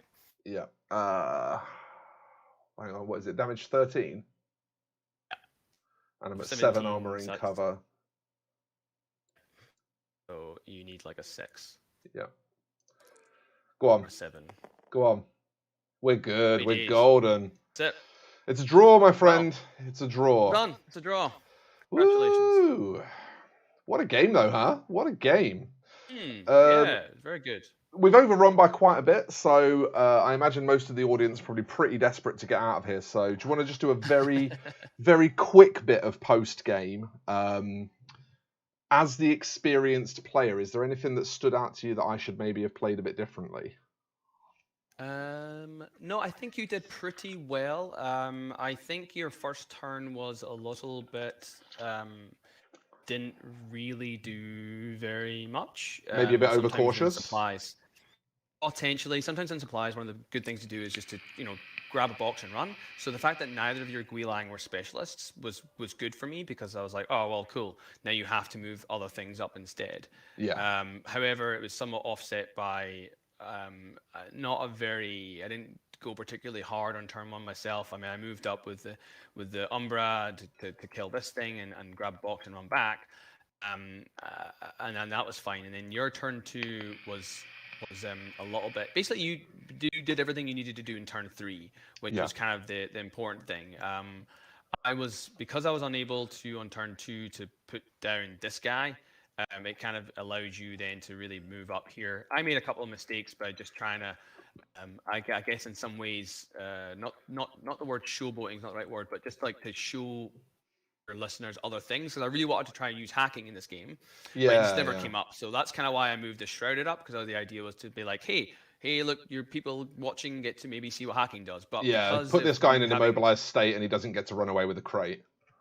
That's right, and that was kind of the plan, was try and move up, but because the distances didn't allow me to get to this cover, I couldn't, because the idea was to like move down here, move to here, I get discovered, I don't care, I recamouflage, I can then like move up again and then try to immobilize the guy who might be picking up the box, and then that makes your life difficult. But it didn't work out, so it put me in a tougher position when I could have just been spending those orders to use on Kodali. But interestingly, I actually think if we were to play this game again, I think I'd definitely take both Guilong as specialist operatives. I actually think they would have both been really good in that position, because you would have had no time to really affect anything that I wanted to do with the crates, and I could have grabbed 2 turn 1 crates and just forced you to come out of cover. Because what made my turn 1 so ineffective was that everything you had was proned, and I had no good shots to make. Yeah, if you had picked up the box with, I mean, obviously you needed to take out the TR box first, so it would have been trickier. But you could have maybe gone for this one and this one, and then pulled back, and then I would have been forced then to move up with Arceus and Kodali, and this Noctifer would have probably come out earlier to try and take you on. But in the end, you kind of, you had your 2 beefy pieces that you'd held back pretty well, and used them to kind of put pressure on me, because I was kind of so far back. Needed, I didn't, like with Kodali still being alive, but in a very precarious position. I didn't have anything else except for Arceus to really push with. So yeah, I mean, definitely made some mistakes, and yeah, you played very well. So well done. Awesome. I mean, look, I'm to be a fairly new player and to play to a draw against an experienced player. I'm happy with a draw. So good game, my friend. And I really, really appreciate how much commentary you gave on what you were doing and why you were doing it. I think that was great for both me and for my audience. I really felt like I learned a lot from the game. So thank you, sir. And maybe we'll just have to run this back in a month or two's time and have a little grudge rematch. What do you think? Yeah, man. Let's get something organized. Yeah, nice. Okay, well, folks, everyone at home, thank you so much for watching. I am going to get out of here now. So, Kev, do you want to say goodbye? Do you want to plug the podcast before you go, all that kind of thing, and then we'll call it a night?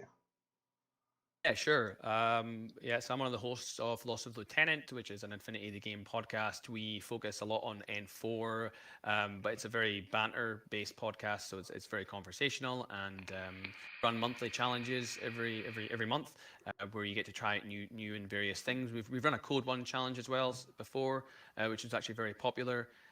But yeah, check us out. We're on Facebook, and we've got a Discord channel as well where you can ask questions, and it's all very friendly and polite. The Discord is absolutely fantastic. I can vouch for that. It's one of the few Discord servers that I'm active in, so I definitely I endorse it, and I endorse the podcast. The podcast is brilliant. I really enjoy it, and it's the one Infinity podcast that I find myself regularly listening to. The others I tend to just dip into now and again, whereas I try and make a point of catching LOL every episode if I can. So thanks a lot again for coming on, Kev. I really appreciate it. Thank you to everyone who stayed and watched, and I will just very quickly double check. No, there's no last minute comments, so let's call it a night. Thanks a lot, folks, and I'll see you in the next one. New video is due out Wednesday, and you've also got a bonus